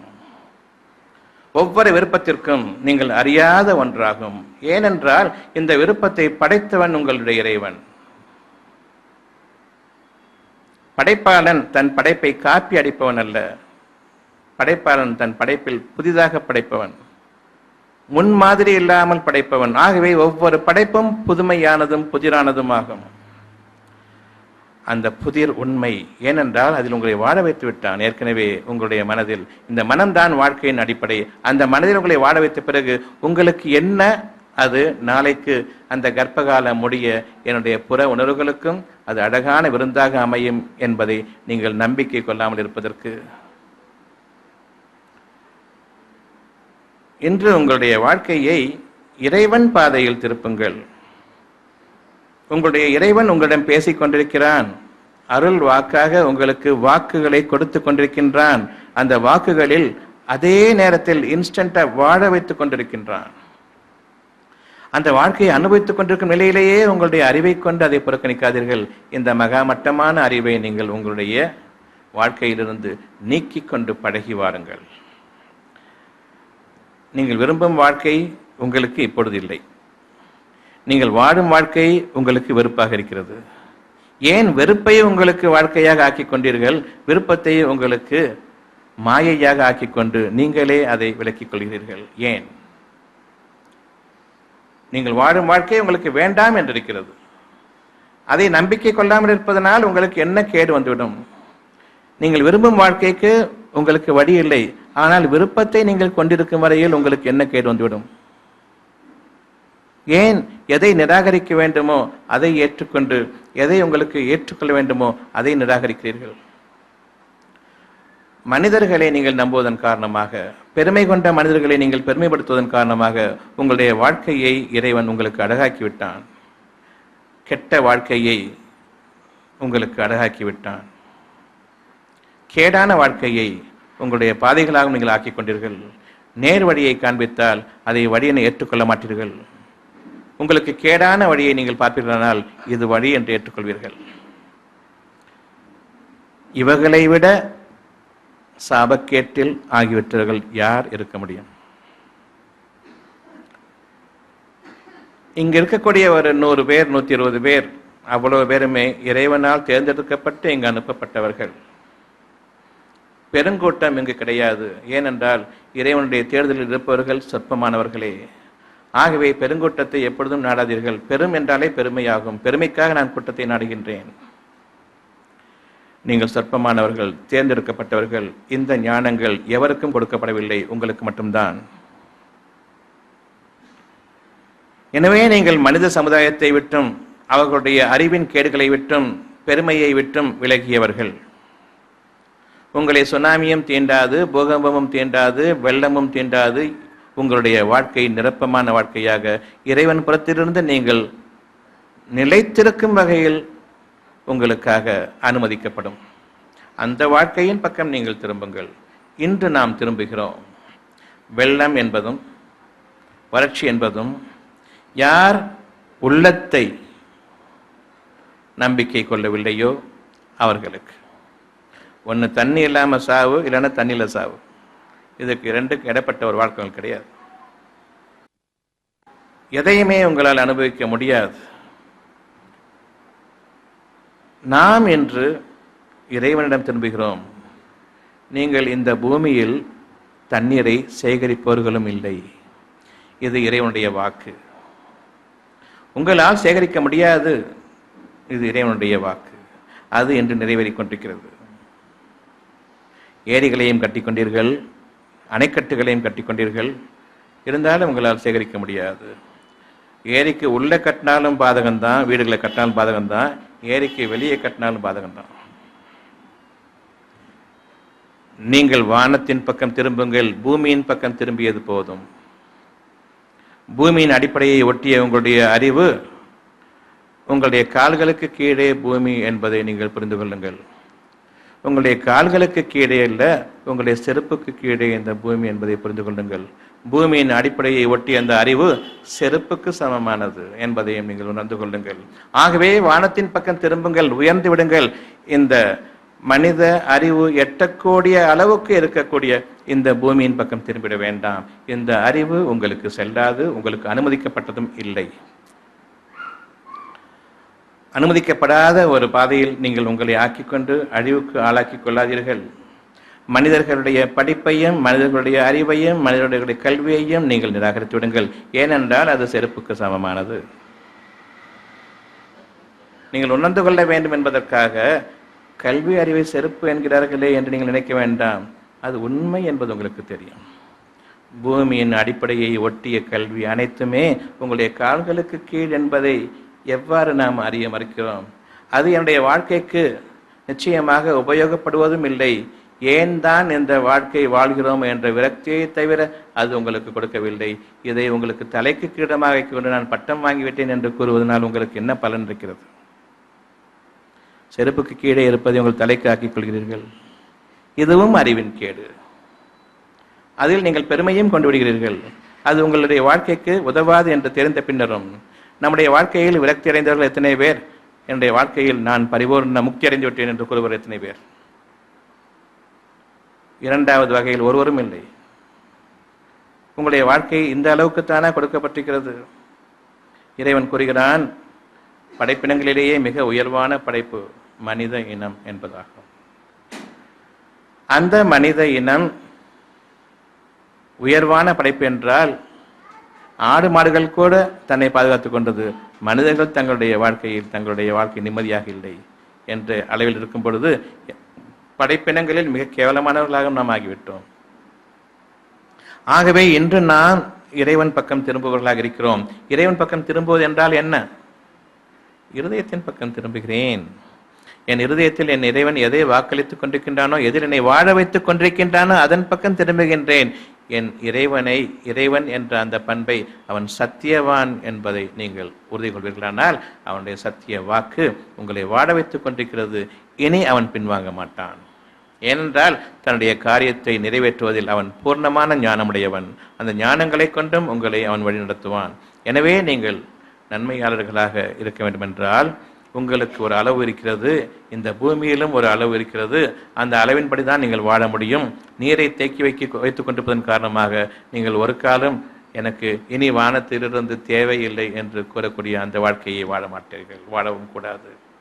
வானத்திலிருந்து எனக்கு பாக்கியம் இல்லை என்று நினைக்கக்கூடிய நீங்கள், இத்தனோண்டு ஒரு துள்ளி போல இருக்குது வானத்தில் இந்த பூமி, இருக்கிற தண்ணியை நீங்கள் நம்புறீங்களே எப்படி? அது வானத்திலிருந்து பெஞ்சால் தவிர உங்களுக்கு தண்ணி இல்லைன்னு சொல்லப்படுது. இவ்வளவு விசாலமான வானத்தை பார்த்த பிறகும் கூட நான் அதை நம்ப மாட்டேன். பூமிக்கு கீழே தோண்டிகிட்டே போகுவேன். 1000 அடி 2000 அடி 3000 அடி தோண்டிட்டு போவேன். இல்லைன்னா கூட நான் உள்ள புதஞ்சிடணும் தவிர மேலே பார்க்க மாட்டேன். மனிதர்களுடைய அறிவு அந்த அளவுக்கு கீழ்த்தரமானது. உங்களை புதைகளுக்குள் நீங்கள் ஆக்கிக் கொள்ளக்கூடிய வகையில் அந்த அறிவு உங்களை செலுத்தும். நாம் இன்று தண்ணீருக்காக 6 அடி போதுன்னு சொன்னால் நம்ம 6000 அடி போயிட்டு இருக்கோம் உங்களை புதைக்கிறதுக்கு. உங்களுடைய அறிவு எந்த அளவுக்கு உங்களை எடுத்துச் செல்கிறது என்பதை பாருங்கள். இவ்வளவு வானளாவிய மேகம், தொடர்ச்சியான மழை இன்று நாம் பார்த்து கொண்டிருக்கிறோம், வெள்ளக்காடாக ஆகி கொண்டிருக்கிறது. இப்போ கூட நம்ம வானத்தை பார்க்க மாட்டோம். ஏனென்றால் வானத்துக்கு என் கை எட்டாது. என் கை எட்டுறது பூமி தான். உழைக்கணும், கை தான் இருக்குது உழைக்கிறதுக்கு. உழைச்சி வாழணும், நல்லா உழைங்க. 6000 அடி என்ன 60000 அடி உள்ள போங்க, போயிட்டு மேலே வாங்க பார்த்து. இந்த மனிதர்கள் கூறக்கூடிய உழைத்து வாழ வேண்டும் என்ற இந்த அசிங்கமான பேச்சு நமக்கு கூடாது. நம்ம சாப்பிட்றோம் இல்லையா, சாப்பிடும் போது வாய் திறக்குது மூடுது, திறக்குது மூடுது, திறக்குது மூடுது. எத்தனை முறை திறக்குது மூடுது? கொஞ்சமாவது டயர்ட் ஆவீங்களா? ரொம்ப உழைக்க வேண்டியிருக்குது வாய். ஏன் அந்த வாய் வலிக்கிறது இல்லை? இறைவனால் உங்களுக்கு அனுமதிக்கப்பட்ட எந்த ஒரு வாழ்க்கையும் உழைப்பல்ல, அது ஆனந்தம். இறைவனுக்கு எதிராக நீங்கள் செய்யக்கூடிய எந்த ஒரு காரியமும் உங்களுக்கு பெரும் சலிப்பு, அது உங்களுடைய உழைப்பு. உங்களுக்குள்ளேயே அத்தாட்சிகள் இருக்கிறது. வாயை அசைப்பது, சதா அசைத்து கொண்டிருப்பது. சாப்பிட்ட நேரம் போக சுயங்கம் போட்டும் சுப்பிட்டு இருக்கிறோம். வாழ்நாள் காலையிலேருந்து ஆரம்பித்து ராத்திரி வரைக்கும் நச்சு நச்சு நச்சுன்னு சுப்பிட்டு இருக்கிறோம். அது ஒரு உழைப்பா இல்லை? இந்த வாய்க்கு மட்டும் இப்படி வலிக்காமல் இருக்குது. இறைவனுடைய அனுமதி இருக்குமானால் உழைப்பு உங்களுக்கு ஒரு சுகம். உங்களுடைய அறிவை கொண்டு நீங்கள் உழைப்பீர்களானால் அது ஒரு சிறிய பேப்பரை இங்கே தூக்கி வைக்கினா கூட கஷ்டமா. உங்களுடைய உழைப்பை நம்பாதீர்கள். எனக்கு உழைப்பு கூடாது, இறைவனிடமிருந்துள்ள பாக்கியம். அந்த பாக்கியம் இருக்கும் பொழுது உங்களுடைய கைகளையும் கால்களையும், இதே கைகளையும் கால்களையும் கொண்டுதான் நீங்கள் உங்களுடைய வேலைகளை செய்வீர்கள். ஆனாலும் அதில் உங்களுக்கு எத்தகைய சிரமமும் இருக்காது. எப்படி சாப்பிடுவதற்கு இறைவனுடைய அனுமதி இருப்பதன் காரணமாக சிரமம் இல்லையோ, அதை போன்றே நீங்களும் வாடுங்கள். உழைப்பு என்று அந்த ஒன்றை நீக்கிவிடுங்கள். சுகமான வாழ்க்கை வேண்டும் என்று இறைவனை நீங்கள் நம்புங்கள். அந்த சுகமான வாழ்க்கையிலும் நீங்கள் உழைப்பீர்கள். பிறர் பார்ப்பதற்கு அதிசயமாக இருக்கும், எப்படி இவர் இவ்வளவு உழைக்கிறார், ஆனால் அவருக்கு எந்த கஷ்டமும் இல்லை. சாப்பிடுவதற்கு எந்த அளவுக்கு உங்களுக்கு இறைவன் லேசாக்கினானோ அதை விட சுகமாக ஆக்குவான். நாள் முழுதும் நீங்கள் ஓடித்திருந்தால் கூட உங்களுக்கு அது உழைப்பாக தெரியாது. சிறு குழந்தைகள் நீங்கள் பார்த்திருப்பீர்கள், மேலேயும் கீழேயும் 1000 முறை ஓடும். நீங்கள் ஒரே ஒரு வேலை சொல்லுங்க, செய்யாது, போர் அடிக்கும், கால் வலிக்கும். கொஞ்சம் பக்கத்தில் போய் தண்ணி எடுத்துட்டு வாமான்னு சொன்னால் கை வலிக்கும், கால் வலிக்கும், எல்லாம் வலிக்கும். ஆனால் விட்டுடுங்க, மேலேயும் கீழேயும் 1000 முறை 4 புறம் ஓடிட்டுருக்கோம். இறைவனுடைய அனுமதியை கொண்டு அவர்களுடைய உழைப்பை சுகமாக ஆக்கினான். நீங்கள் விரும்பக்கூடிய அந்த உழைப்பில் மிகப்பெரிய கஷ்டம் இருக்கிறது. ஆகவே உங்களுடைய அறிவை நம்பி நீங்கள் செய்யக்கூடிய எந்த ஒரு வாழ்க்கையையும் நீங்கள் ஏற்றுக்கொள்ளாதீர்கள். இறைவன் உங்களுக்கு சுகத்தை கொண்டு வாழ வைப்பானே, அந்த சுகத்தில் உங்களுக்கு அயற்சியும் இருக்காது, சோர்வும் இருக்காது, பிறரை நீங்கள் நிந்திப்பதும் இருக்காது. உங்களுடைய உழைப்பை நீங்கள் தானமாக கொடுப்பீர்கள். ஏனென்றால் அந்த உழைப்பில் உங்களுக்கு கஷ்டமும் இல்லை. இன்று நான் எப்படி ஊர் ஊராக சென்று கொண்டிருக்கிறேன், மழையாக இருந்தாலும் சரி, வெள்ளமாக இருந்தாலும் சரி, எனக்காக வெள்ள நீர் நீக்கப்படும், எனக்காக வெள்ள நீர் அங்கு கிடையாது, தண்டவாளங்கள் உறுதியாக இருக்கும், நான் போகக்கூடிய காரியத்தில் எந்த விதமான சங்கடங்களோ இடைஞ்சலோ கிடையாது. அடுத்த வாரம் கோயம்புத்தூர் போக வேண்டும் என்றால் எனக்கு முன்பாக அங்கே கோயம்புத்தூர் ரெடியாக இருக்கணும். பத்திரிகையிலும் என்னுடைய கவனம் இருக்கிறது, நோயாளிகளை பார்ப்பதிலும் என்னுடைய கவனம் இருக்கிறது, எல்லா இடங்களிலும் என்னுடைய கவனம் இருக்கிறது. ஆனால் ஒரு சிறு சங்கடம் கூட, ஒரு சோர்வு கூட கிடையாது. பிறருக்கு பார்ப்பதற்கு எப்படி இது சாத்தியம் என்று நம்புகிறார்கள் தவிர எனக்கு அதில் ஒரு அனுபவமும் கூட இறைவன் ஒரு கஷ்டத்தை ஏற்படுத்திவிடவில்லை. ஆகவே இதுவும் உழைப்பு. ஆனால் பிறர் கண்களுக்கு இது உழைப்பு, என் கண்களுக்கு உழைப்பில்லை, சுகம். ஆகவே சுகத்தை விரும்புங்கள். மனிதர்களுடைய அசிங்கமான வார்த்தை உழைப்பு என்பதை நீங்கள் நம்பாதீர்கள்.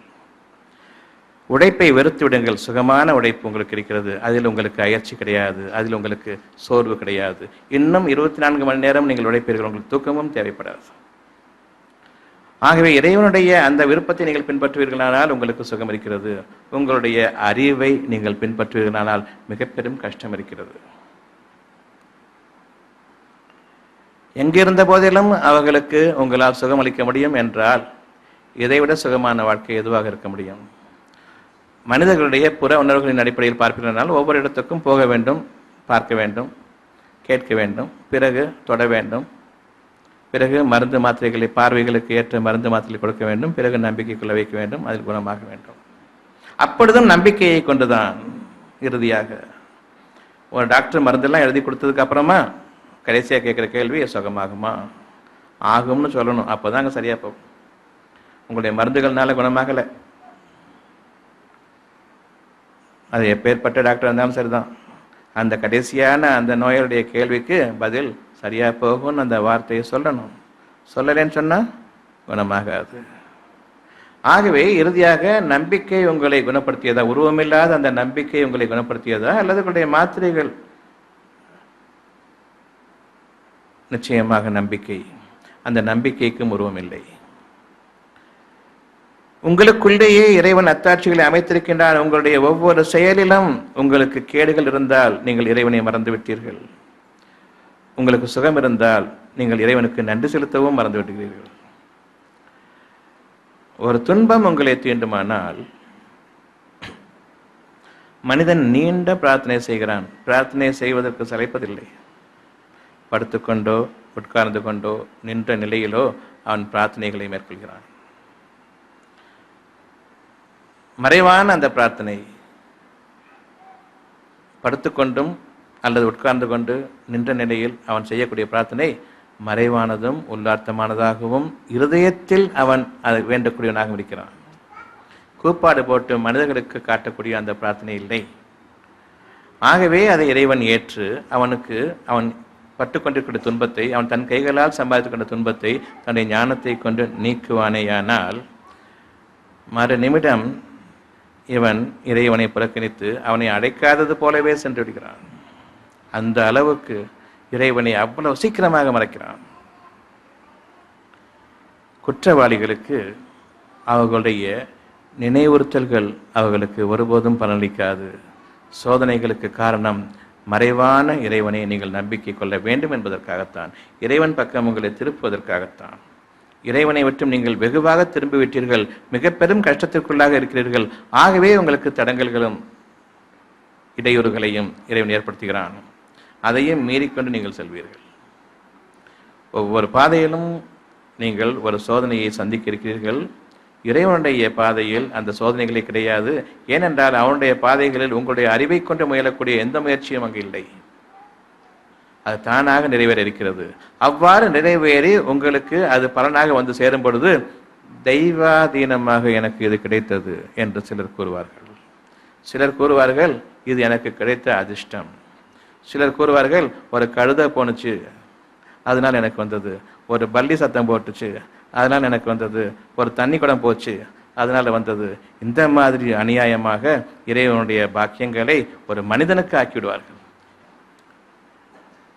இந்த அளவுக்கு நாம் இறைவனை உதாசீனப்படுத்தும் பொழுது, கண்ணிய குறைவாக நடத்தும் பொழுது, அப்பொழுதும் இறைவன் நம் மீது பொறுமையாளனாக இருக்கின்றான். ஏனென்றால் மனிதன் பலகீனமானவன் என்பதை படைப்பாளனாகிய நம்மை படைத்த அந்த இறைவன் நன்கறிந்தவன். எனவே நம்மீது அவன் பொறுமையாளன். இந்த பொறுமைக்கு ஒரு வடிவம் கொடுங்கள் பார்க்கலாம். இறைவனுடைய பண்புகளில் ஒன்று. பொறுமையாளர்களை நீங்கள் உங்கள் நல்ல மனுஷன் சொல்வீங்களா, அல்லது எப்போவும் திட்டிக்கிட்டே கோபத்தோடு இருக்கிற அவனும் மனுஷன் சொல்வீங்களா? யாரை மனுஷன் சொல்வீங்க? மனதை கொண்டு தான் மனிதனை தவிர உருவத்தை கொண்டு அழகாக இருக்கலாம், மூக்கு முடியுமா இருக்கலாம் மனுஷன் ஒரு காலம் சொல்ல மாட்டீங்க. பார்க்குறதுக்கு அப்படி இருக்கும், உள்ளே போனதுக்கப்புறம் தான் எவ்வளோ பெரிய பிசாசுன்னு தெரியும். மனதை பாருங்கள். மனதை கொண்டுதான் மனிதன் அவனுடைய உருவத்தை கொண்டு, மூக்கையும் முடியையும் கொண்டு, அவனுடைய தோள்கிணத்தை கொண்டும் உயரத்தை கொண்டும் அவன் மனிதன் அல்ல. ஆகவே நீங்களும் மனிதர்களாக இருங்கள். உங்களுடைய வாழ்க்கையில் மனதை கொண்டு வாழ்ந்து வாருங்கள். உங்களுடைய உருவங்களை கொண்டு வாழ வேண்டாம். இறைவன் உங்களுக்கு அளித்திருக்கக்கூடிய அருள் உங்களுடைய இருதயத்தில், அந்த அருளை கொண்டு நீங்கள் நம்பிக்கையுடன் இருங்கள். உங்களுடைய பொருளை கொண்டு நீங்கள் நம்பிட வேண்டாம். எவ்வளவு நான் சேகரித்து வைத்திருக்கின்றேன் என்ற அந்த பொருளை கொண்டு நீங்கள் வாழ்ந்துட வேண்டாம். உண்மையான நம்பிக்கையாளர்கள் யார் என்றால், தங்களுடைய இருதயத்தில் அவர்கள் எதை விரும்புவார்களோ அதை நம்பிக்கை கொள்வார்கள். இது இறை நம்பிக்கை. உங்களுடைய இறைவன் உங்களுடைய இருதயத்தில் இருக்கிறான் என்றால் அந்த இருதயம் உங்களுடைய கோயிலாக இருக்கிறது. ஏனென்றால் அவனுடைய வார்த்தைகள் அங்கு ஒலித்துக் கொண்டிருக்கிறது. அதை நம்பிக்கை கொள்பவன் இறைவனை கண்ணியப்படுத்திவிட்டான். ஆகவே இறைவனுக்கு நெருக்கமாக ஆகிறான். மனிதர்களை பின்பற்றி நாம் இதுவரை சீரடைந்தது போதும். உங்களுடைய இறை உணர்வுகள் என்ன என்பது உங்களுக்கு தெளிவாக காட்டப்பட்டிருக்கிறது. அந்த இறைவனை நீங்கள் நம்பிக்கை கொள்ளுங்கள். குற்றவாளிகளான சமுதாயமாக நாம் சமுதாயத்தில் ஒருவராக ஆகிவிட வேண்டாம். சமுதாயத்திலிருந்து தெளிவாக உங்களுடைய மனநிலையில் பிரிந்திருங்கள். அவர்களை விட்டு நீங்கள் பிரிந்துவிட வேண்டாம். மற்ற சமுதாயத்தை சேர்ந்தவர்களுடன் தான் நாம் வாழ்ந்தாக வேண்டும். இன்று என் குடும்பத்தை சார்ந்திருப்பவர்கள் அனைவரும், ஏன் நீ பள்ளிவாசலுக்கு வருவதில்லை, கோயிலுக்கு செல்வதில்லை, ஏன் சர்ச்சுகளுக்கு போவதில்லை என்று கேட்பார்களானால், நீங்கள் உங்களுடைய இறைவனிடம் பாதுகாப்பு தேடுங்கள். ஏனென்றால் இந்த விஷயத்தில் அவர்கள் உங்களுக்கு கடுமையான பகைவர்களாக மாறிவிடுவார்கள், மூர்க்கத்தனமான விரோதிகளாக மாறிவிடுவார்கள். ஆகவே நீங்கள் பொறுமையை மேற்கொள்ளுங்கள், அமைதியை மேற்கொள்ளுங்கள். இவர்களுக்கு என்ன பதில் அளிப்பது என்பதை உங்களுடைய இறைவனிடமே கேளுங்கள். தெளிவான பதில் நிச்சயமாக வரும். கூறுங்கள். டாக்டர் கூறினார், அவர் கூறினார் என்று கூறுவது பெரும் குழப்பத்தையும் கலவரத்தையும் ஏற்படுத்தும். உங்களுக்கு உண்மை அறிவிக்கப்படுகிறது, உங்கள் மீது திணிக்கப்படவில்லை. உங்களுடைய உள் உணர்வுகள் ஊட்டமளிக்கப்படுகிறது, உயிரோட்டம் அளிக்கப்படுகிறது. மெஸ்மரிசம் இங்கு கிடையாது. மயக்கக்கூடிய பேச்சுக்கள் இல்லை. உண்மையை ஒழிக்கக்கூடிய அந்த அந்தரங்கமான வார்த்தைகள் உங்களுக்குள் செயல்பட்டு தானாக எடுத்த முடிவாக இருக்க வேண்டுமே தவிர, இவர் கூறினார் நான் செயல்படுகிறேன் என்பது ஒரு மனிதரை பின்பற்றுவதாக ஆகும். தவறு.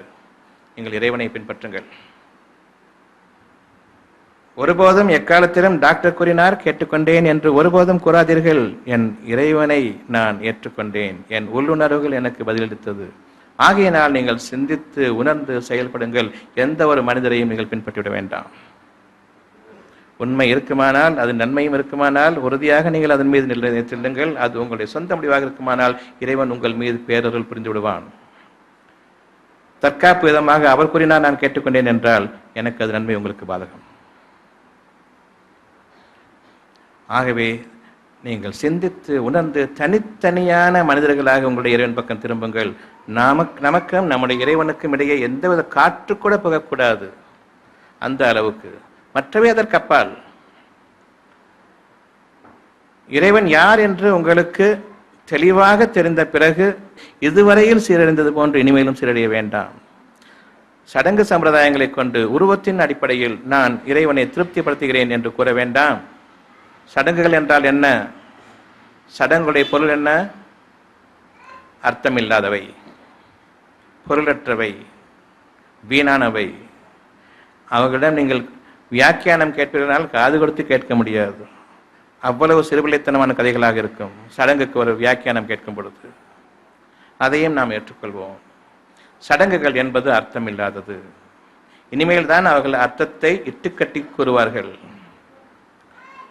அந்த இட்டுக்கட்டப்பட்ட அர்த்தங்கள் ஒவ்வொருடமும் ஒவ்வொரு மாதிரியாக இருக்கும். அது மிகவும் சிறுபிள்ளைத்தனமாக இருக்கும். அறிவு ஞானங்களுக்கு பொருந்தாது, உள்ளுணர்வுகளுக்கு பொருந்தாது. கண்களுக்கும் காதுகளுக்கும் அந்த விளக்கங்கள் வியாக்கியானங்கள் விருந்தாக இருக்கும். என்ற உள்ளுணர்வுகளுக்கு ஒருபோதும் பொருந்தாது. ஆகவே நீங்கள் உங்களுடைய உள் உணர்வுகளின் பக்கம் நீங்கள் திரும்புங்கள். சடங்குகளை நீங்கள் ஒருபோதும் பின்பற்ற வேண்டாம். ஆகவே சம்பிரதாயங்களும் நமக்கு இல்லை. இந்த சடங்குகள் அர்த்தமில்லாத செயல் வழி வழியாக நீங்கள் பின்பற்றி கொண்டு வரும்பொழுது அது சம்பிரதாயமாக மாறிவிடுகிறது.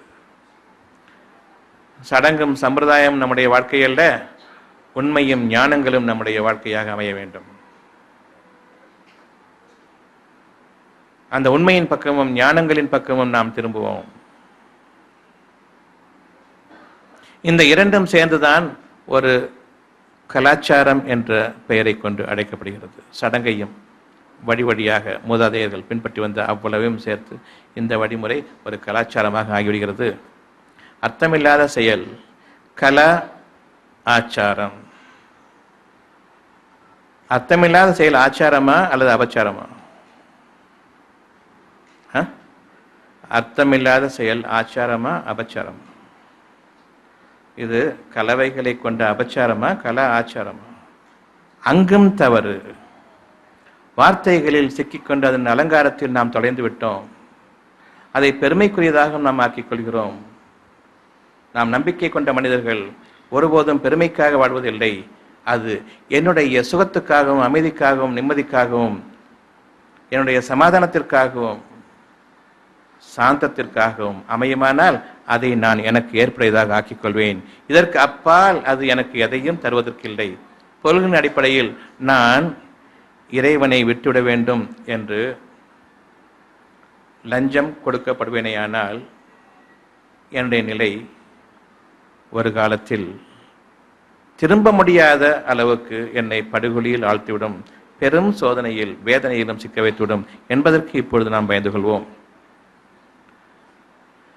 நம்முடைய பிரார்த்தனைகள் அனைத்தும் உருவமில்லாதது.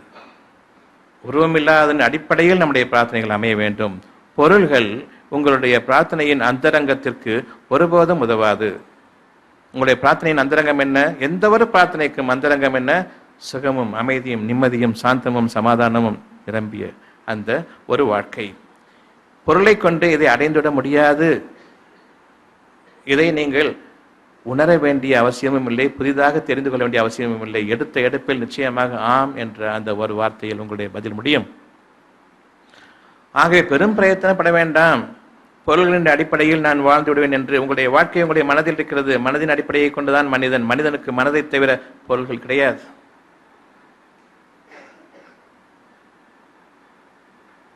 கண்ணு இருக்கிறவன் கூட தூக்கில் போட்டுப்பான், தொங்குவான் கண் நல்லா இருக்கும்போது. ஆனால் கண் இல்லாத ஒருத்தன் தூக்கில் தொங்க மாட்டான், ஒரு காலம் கிடையாது. அவர்களுடைய மனதை இறைவன் தன் பொறுப்பில் ஏற்றுக்கொள்கிறான். ஆகவே அவர்கள் கவலையும் கிடையாது, பயமும் கிடையாது. எல்லா அம்சங்களும் கொடுக்கப்பட்ட இவங்களுக்குத்தான் கவலையும் பயமும் தவிர இதில் சில ஊனமாகிவிட்டால் அவர்களுடைய கவலையையும் பயத்தையும் இறைவன் போக்கிவிடுகிறான். உங்களுக்கு இறைவனுடைய அருட்பெரும் கொடையை பற்றிய ஒரு ஆதாரமாக ஆக்குவதற்காக. நீங்கள் கூறுகிறீர்கள் அவர்கள் முடம்பட்டு விட்டார்கள், ஊனமடைந்தவர்களாக இருக்கிறார்கள். உண்மையில் மனதில் ஊனம் கொண்டவன் தான் ஊனமடைந்தவனே தவிர கை கால்கள் கண்கள் மூக்கு எதுவும் இல்லை என்றால் அவன் ஊனமானவன் அல்ல. உங்களுடைய இருதயத்திற்கும் அவர்களுடைய இருதயத்திற்கும் மிக பெரும் வித்தியாசம், வானத்திற்கும் பூமிக்கும் இடையே ஏற்படைய வித்தியாசம் இருக்கிறது. அவர்கள் ஒருபோதும் கவலைப்படுபவர்களோ பயப்படுபவர்களோ இல்லை. ஆனால் நீங்களோ அச்சத்தால் உங்களுடைய உயிரையே மாய்த்துக் கொள்வீர்கள். ஒருபோதும் ஒரு குருடர் தற்கொலை செய்து கொண்டார் என்ற ஒரு நியூஸ் எங்கேயுமே நீங்கள் கேட்டிருக்க முடியாது. வலுக்கட்டாயமாக போய் அவங்கள்ட்ட உட்காந்துக்கிட்டு வந்து நீங்கள் கண் இல்லையே அதனால கஷ்டப்படுறீங்கன்னு கேட்டால் அவங்களுக்காக ஆமான்னு சொல்லிட்டு போயிடுவாங்க. மற்றபடி அவங்களுக்கு எந்த விதமான கஷ்டமும் அதில் கிடையாது. ஆகவே உங்களுடைய மனதை நீங்கள் ஊனப்படுத்திக் கொள்ள வேண்டாம். மனதில் நம்பிக்கையை கொண்டு நீங்கள் வாழ்ந்து வாருங்கள். மனதில் இருக்கக்கூடிய நம்பிக்கை மட்டும்தான் வாழ்க்கைக்கு ஆதாரமே தவிர உங்களுடைய புற அறிவை கொண்டு நீங்கள் பொருளை கொண்டு வாழக்கூடிய வாழ்க்கை நிச்சயமாக மனமிக்க வாழ்க்கைக்கு ஆதாரம் இல்லை. மனம் மிக்க வாழ்க்கை உங்களுக்கு வேண்டுமா அல்லது பொருள் மிக்க வாழ்க்கை உங்களுக்கு வேண்டுமா? மனம் மிக்க என்பது அருள் ஆதாரத்தை கொண்டதாகும். நம்புங்கள்.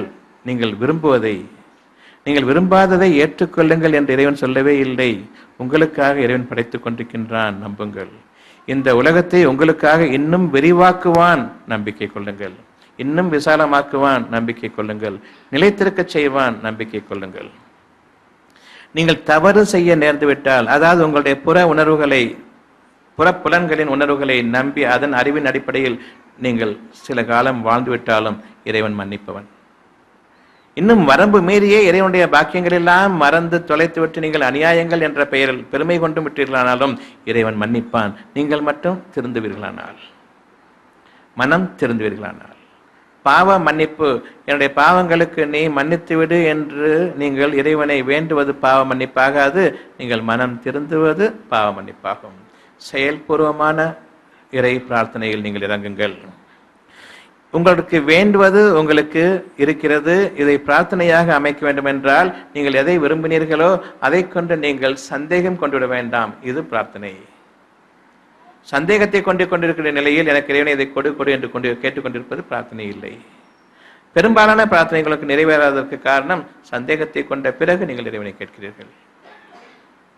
நீங்கள் சந்தேகம் கொள்ளாமல் நம்பிக்கை கொண்டு அது உறுதியாக அதை நீங்கள் பின்பற்றுவீர்களானால், இருக்கிறது என்ற அடிப்படையில் நீங்கள் பின்பற்றுவீர்களானால் பிரார்த்தனை என்ற ஒன்று உங்களுக்கு தேவையே இல்லாமல் ஆகிவிடும். உங்களுடைய அந்த சந்தேகமில்லாத நம்பிக்கையை, அந்த விருப்பத்தின் பேரில் நீங்கள் கொண்டிருக்கிற நம்பிக்கையை இறைவன் ஏற்றுக்கொண்டதன் காரணமாக இனி உங்களுக்கு அந்த எண்ணத்தை மறக்கடித்து விடுகின்றான். அது உருவாகி உங்கள் கைகளில் வரும் வரை, உங்களுடைய புற உணர்வுகளுக்கு அது ஒரு விருந்தாக அமையும் வரை, அந்த கர்ப்ப காலம் முடிய இறைவன் தன் பொறுப்பில் அதை ஏற்றுக்கொள்கிறான், உங்களுக்கு மறக்கடிக்கிறான். இது மிக பெரும் பாக்கியமாகும். அது நினைவில் இருக்கும் வரையில்தான் நமக்கு என்றாவது ஒரு காலம் சந்தேகம் தீண்டிவிடலாம். அதன் காரணமாக எனக்கு வரக்கூடிய அந்த பாக்கியம் சற்று காலம் தாழ்த்தப்படலாம். அல்லது எனக்கு ஒரு சோதனையை கொடுத்து என்னுடைய நம்பிக்கையை அதிகப்படுத்துவதற்காக இறைவன் ஒரு கால தாமதத்தை ஏற்படுத்தலாம். எனக்கு சோதனை இல்லாத வாழ்க்கை வேண்டும் என்று நீங்கள் ஒவ்வொருவரும் விரும்புகிறீர்களானால் உங்களுக்காக இறைவன் படைத்துக் கொண்டிருக்கும் அந்த ஒரு எண்ணத்தை, விருப்பத்தை வாட வைத்துக் கொண்டிருக்கிறானே மனக்கண்ணில், அந்த விருப்பத்தை, அந்த வாழ்க்கையை சந்தேகம் கொண்டுவிட வேண்டாம். இவ்வளவுதான் பிரார்த்தனை. உங்களுடைய இருதயத்தில் அவன் எதை இறக்கினானோ அதை நீங்கள் உறுதியாக பற்றி பிடித்துக் கொள்ளுங்கள். எந்த வாழ்க்கையை உங்களுக்காக அமைத்து விட்டானோ அதில் சந்தேகமும் கொள்ளாதீர்கள். இப்பொழுது உங்களுடைய வாழ்க்கையினுடைய கஷ்டங்கள் பல பல பல மனிதர்களுடைய சுற்றுச்சூழலை கொண்டு நீங்கள் பெரும் அவதியில் இருக்கிறீர்கள். இப்பொழுது நீங்கள் இறைவன் திரும்புங்கள். இந்த அவதிகளிலிருந்து நான் நீங்க வேண்டும். என்னுடைய அறிவை கொண்டு முடியல, இவர்களை விட்டு என்னை பாதுகாத்துக் கொள்ள முடியவில்லை. இவர்கள் பகிரங்கமான விரோதிகளாக இருக்கிறார்கள். இறைவன் என்ற அச்சம் கொஞ்சம் கூட இவர்களிடம் இல்லை. ஆகவே என் இறைவனே, இவர்களுக்கு முன்பாக என்னை ஒரு சோதனை பொருளாக ஆக்கிவிடாதே. நான் உன் பக்கம் திரும்புகிறேன். ஆகவே இவர்களை என் சமூகத்தை விட்டும் முற்றிலுமாக நீ நீக்கிவிடு, அல்லது என்னை அவர்களை விட்டு விலக்கிவிடு. இதை நான் நம்பிக்கை கொண்டேன். என் நம்பிக்கையை நீ உறுதிப்படுத்தி வைப்பாயாக. இதை நீங்கள் உங்களுடைய விருப்பங்களாக ஆக்கிக் கொள்ளுங்கள். உங்களுடைய அறிவை மேலும் மேலும் நீங்கள் உபயோகப்படுத்த வேண்டாம். இறைவனிடம் நீங்கள் ஒப்படைத்த பிறகு பொறுமையை மேற்கொள்ளுங்கள். பொறுமையை மேற்கொள்வது என்றால் வீணான பேச்சுக்கு அங்கிடமில்லை. அந்த பொறுமையில் இறைவனுடைய பதில் அவர்களுக்கு இருக்கிறது.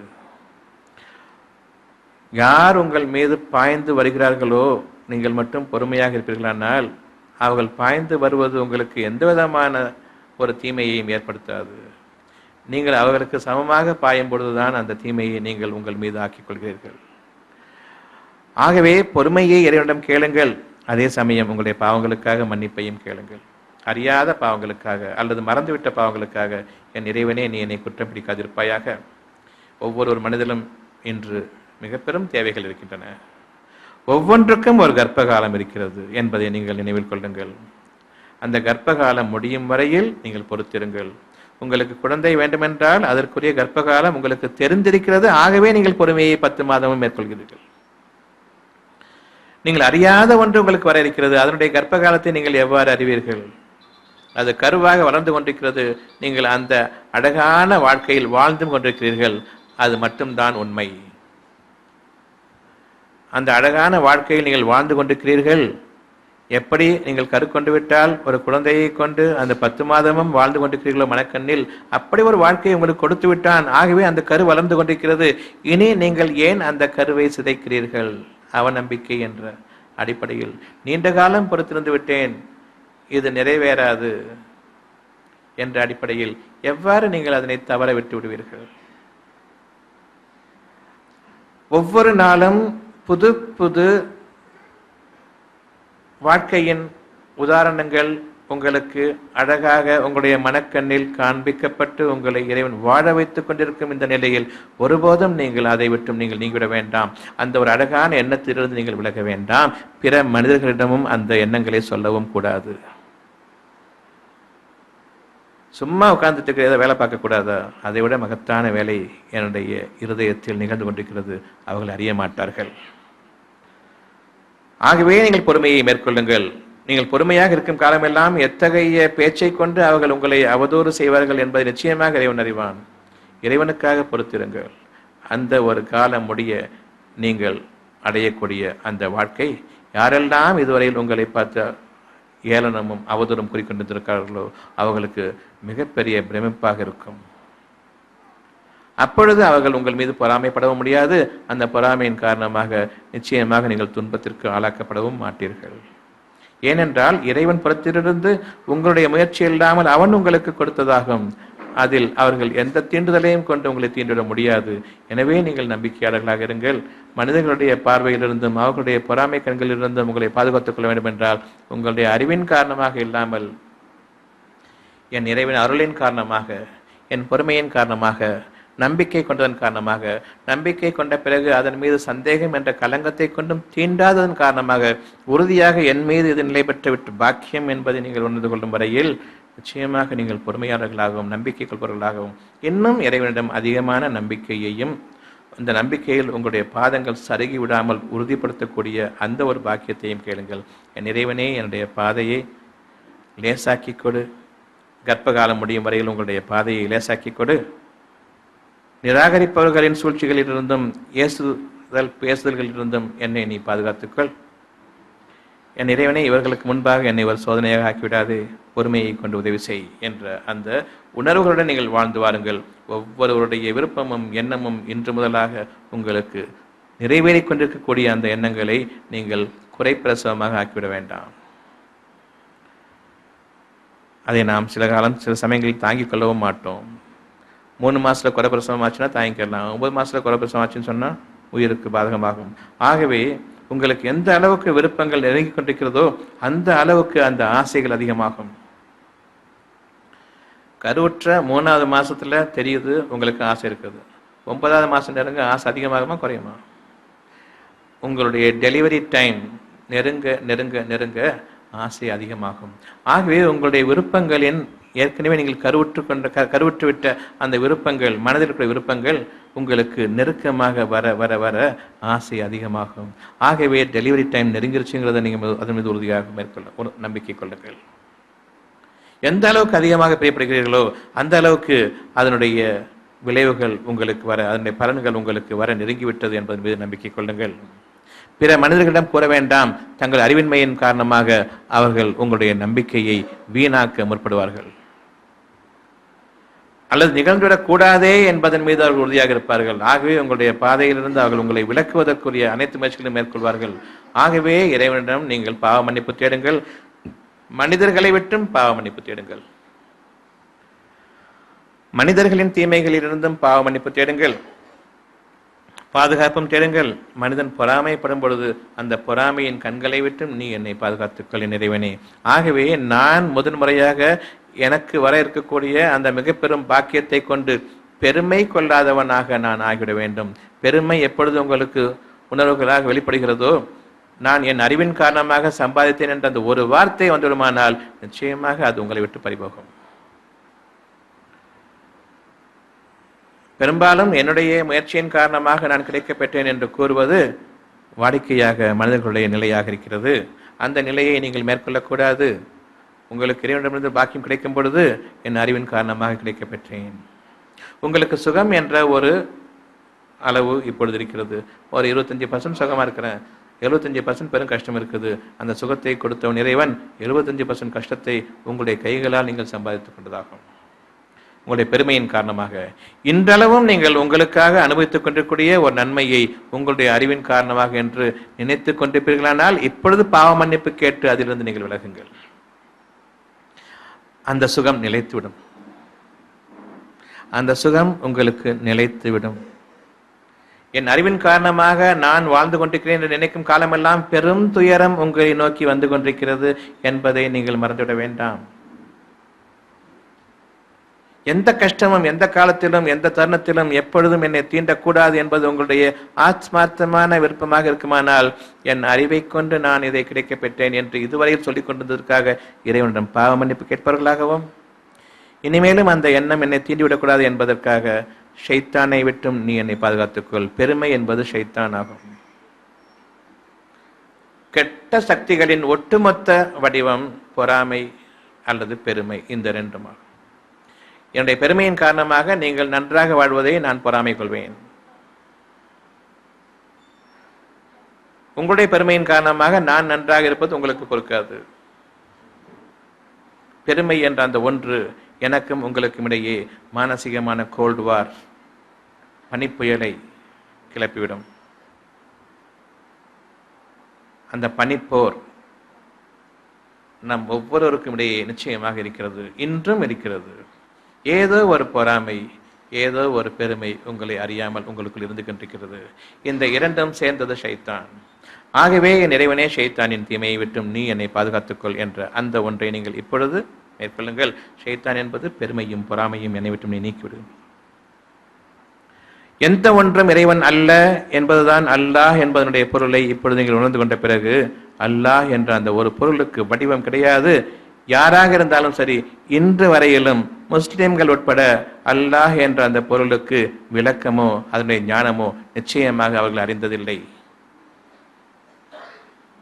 இன்று இங்கு யாராவது முஸ்லிம்கள் இருப்பார்களானால் இப்பொழுது அவர்கள் முதன்முறையாக தெரிந்து கொள்கிறார்கள் அல்லாஹ் என்பது யார் என்பதை. ஆகவே இறைவன், அல்லாஹ், தெய்வம், கடவுள் எதுவாக இருந்தாலும் சரி, உருவம் இல்லை. ஆனாலும் நீங்கள் அந்த ஒட்டுமொத்தமான பெயர்களை கொண்டு இறைவனை அழைக்க வேண்டாம். அல்லாஹ் என்றோ கடவுள் என்றோ தெய்வம் என்றோ நீங்கள் ஒட்டுமொத்தமான பொருளை கொண்டு அழைக்காதீர்கள். அதனுடைய பண்புகள், அவனுடைய பண்புகள் நிறைய இருக்கின்றன. அவை உங்களுடைய தேவைகளாக இருக்கின்றன. மனிதன் என்ற அந்த ஒரு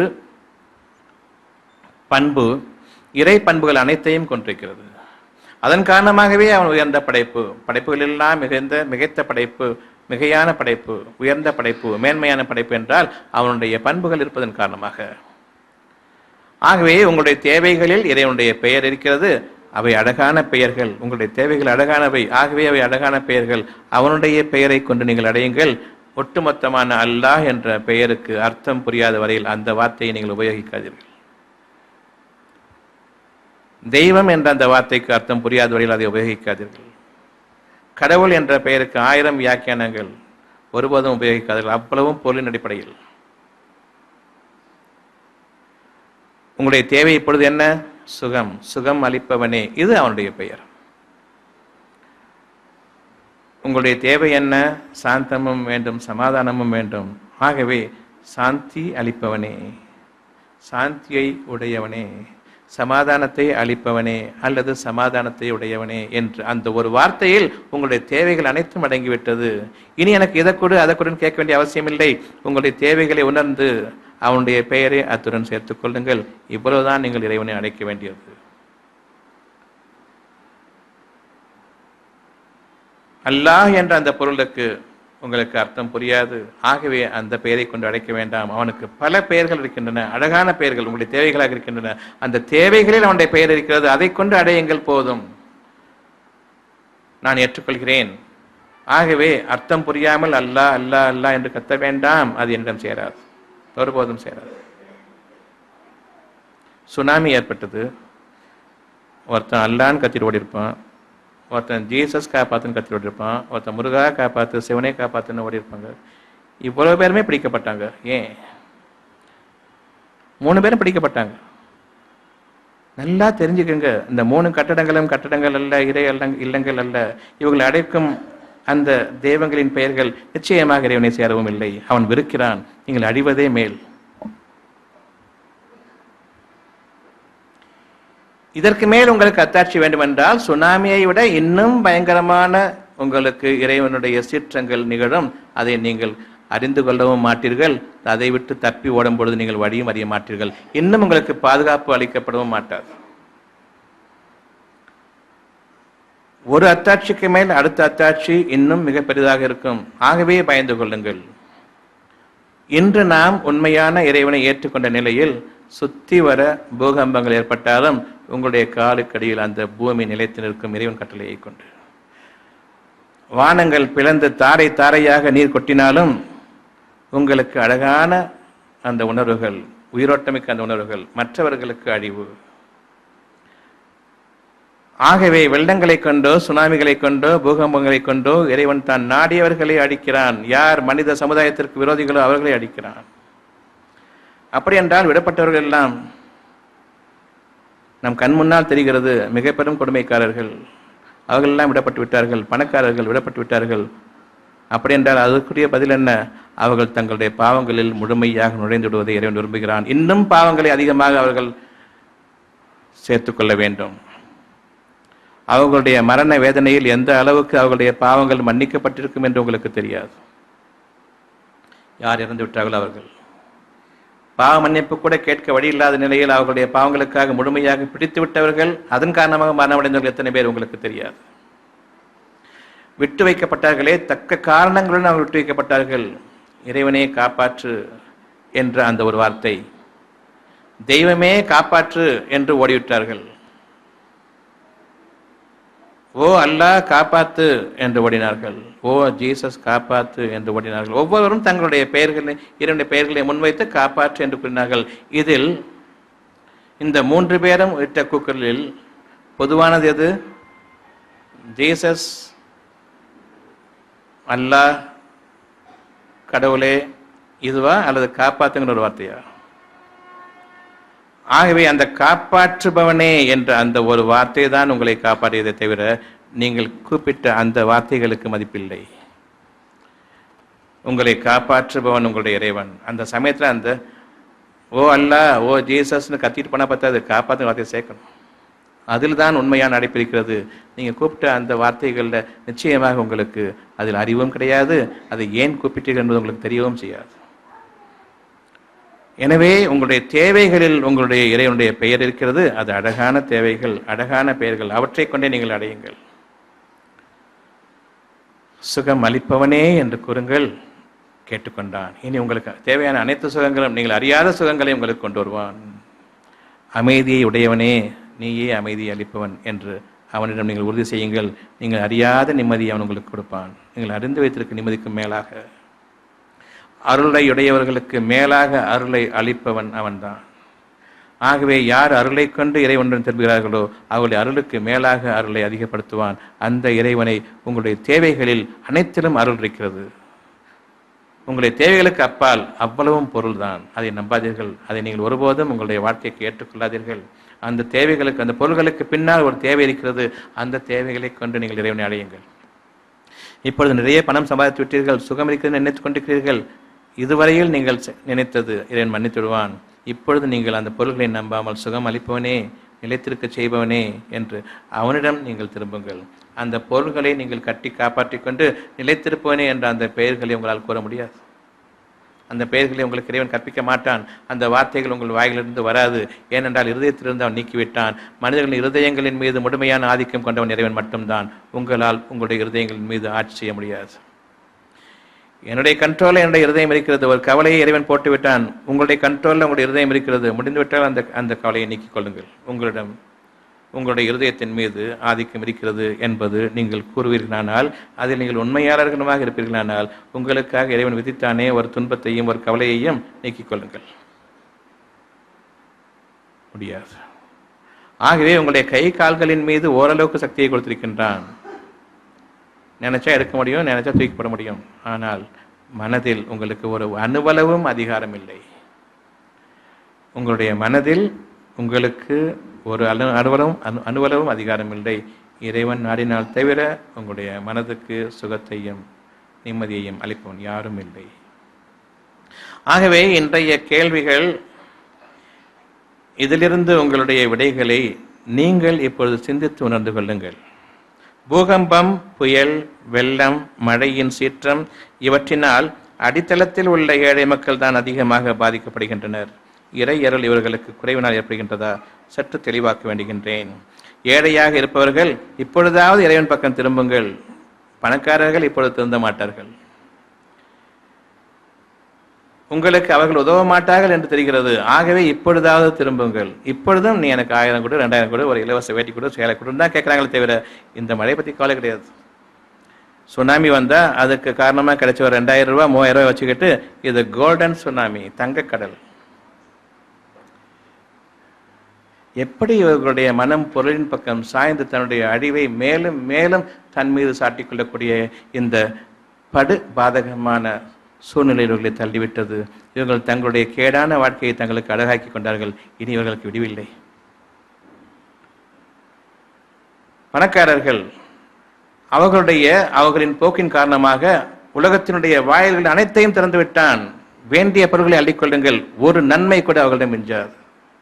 ஆகவே அவருடைய பாவங்களின் காரணமாக முழுமையாக அவர்களை பிடிக்க நாடுகிறான்.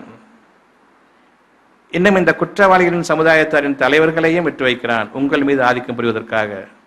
நீங்கள் ஏற்படுத்தி கொண்ட தலைமையின் கீழ் நீங்களே அவதிப்பட வேண்டும். அதன் காரணமாக நீங்கள் நாளை இறைவன் பக்கம் திரும்புவீர்களானால் தலைவர்களை நான் மாற்றுகிறேன்.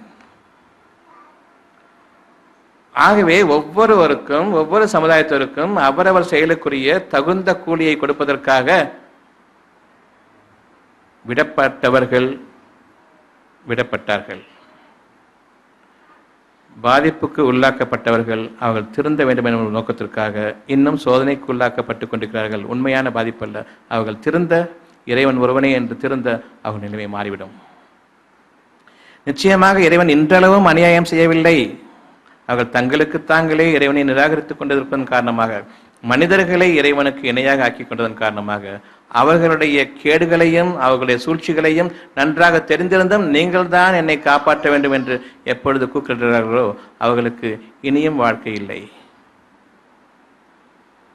ஆகவே ஏழை பணக்காரன் என்பதில்லை. மனிதன் என்றால் மனதின் தன்மையை பொறுத்தவன் மனிதன். பொருளின் அடிப்படையில் நீங்கள் மனிதர்களாக அவர்களை பார்க்க வேண்டாம். ஆகவே அந்த கேள்வி முழுமை பெறுகிறது. இம்மை வாழ்க்கை, மறுமை வாழ்க்கை இறுதி தீர்ப்பு நாள் ஒவ்வொரு நிமிஷமும் இறுதி தீர்ப்பு நாள் நடந்து கொண்டிருக்கிறது. இன்று ஒவ்வொரு எண்ணங்களாக நீங்கள் உங்களை விட்டும் அவநம்பிக்கையின் காரணமாகவோ சந்தேகத்தின் காரணமாகவோ நீக்கிக் கொள்ளும் பொழுது உங்களை இறுதி நாள் முடிந்து விட்டது. ஒவ்வொரு நன்மையும் உங்களை விட்டு நீங்கிக் கொண்டிருக்கிறது. ஆகவே கஷ்டங்களுக்கு மேல் கஷ்டங்கள். இப்பொழுது நாம் அனுபவித்துக் கொண்டிருக்கக்கூடிய கஷ்டங்கள் நாம் முற்காலத்தில் செய்த அவநம்பிக்கையின் காரணமாக இறைவனை நாம் நிராகரித்து மனிதர்களுடைய பொருள்களை நம்பி அறிவை நம்பி நாம் வந்துவிட்ட இந்த காலகட்டத்தில் நாம் பல பல பல இறைவனுடைய இறுதி நாளை கொண்டு நமக்காக ஏற்படுத்தப்பட்டுவிட்ட துன்பங்களை நாம் வாழ்ந்து கொண்டிருக்கிறோம். இன்று நீங்கள் திரும்புவீர்களானால் நிச்சயமாக இறைவன் உங்களை மீட்கும் சக்தி படைத்தவன். எந்த இயற்கையில் உங்களை படைத்தானோ அதே இயற்கையில் உங்களை மீட்கும் சக்தி படைத்தவன். இப்பொழுது நீங்கள் நம்பிக்கை கொள்ளுங்கள். எந்த அளவுக்கு நான் வடிகேட்டில் வந்திருந்தாலும் சரி, இறைவன் மன்னிப்பவன். என்னை வாழ வைத்துக் கொண்டிருப்பதன் ஒரே காரணம், இன்று நீங்கள் திரும்பினாலும் உங்களுடைய படைநிலைக்கு நான் மீட்டுகிறேன். ஆகவே கஷ்டம் ஏற்படுவதற்கு முன்பாக இருந்த நிலையை விட அழகான நிலைக்கு நான் திருப்புவேன். நம்பிக்கை கொண்ட மனிதர்களாக நீங்கள் இருப்பீர்களானால் ஆகவே நம்பிக்கை கொள்ளுங்கள். மனித அறிவை உங்களுடைய வாழ்க்கைக்கு நீங்கள் ஆக்கிக் கொள்ளாதீர்கள், அமைத்துக் கொள்ளாதீர்கள். இறைவன் நமக்கு போதுமானவன்.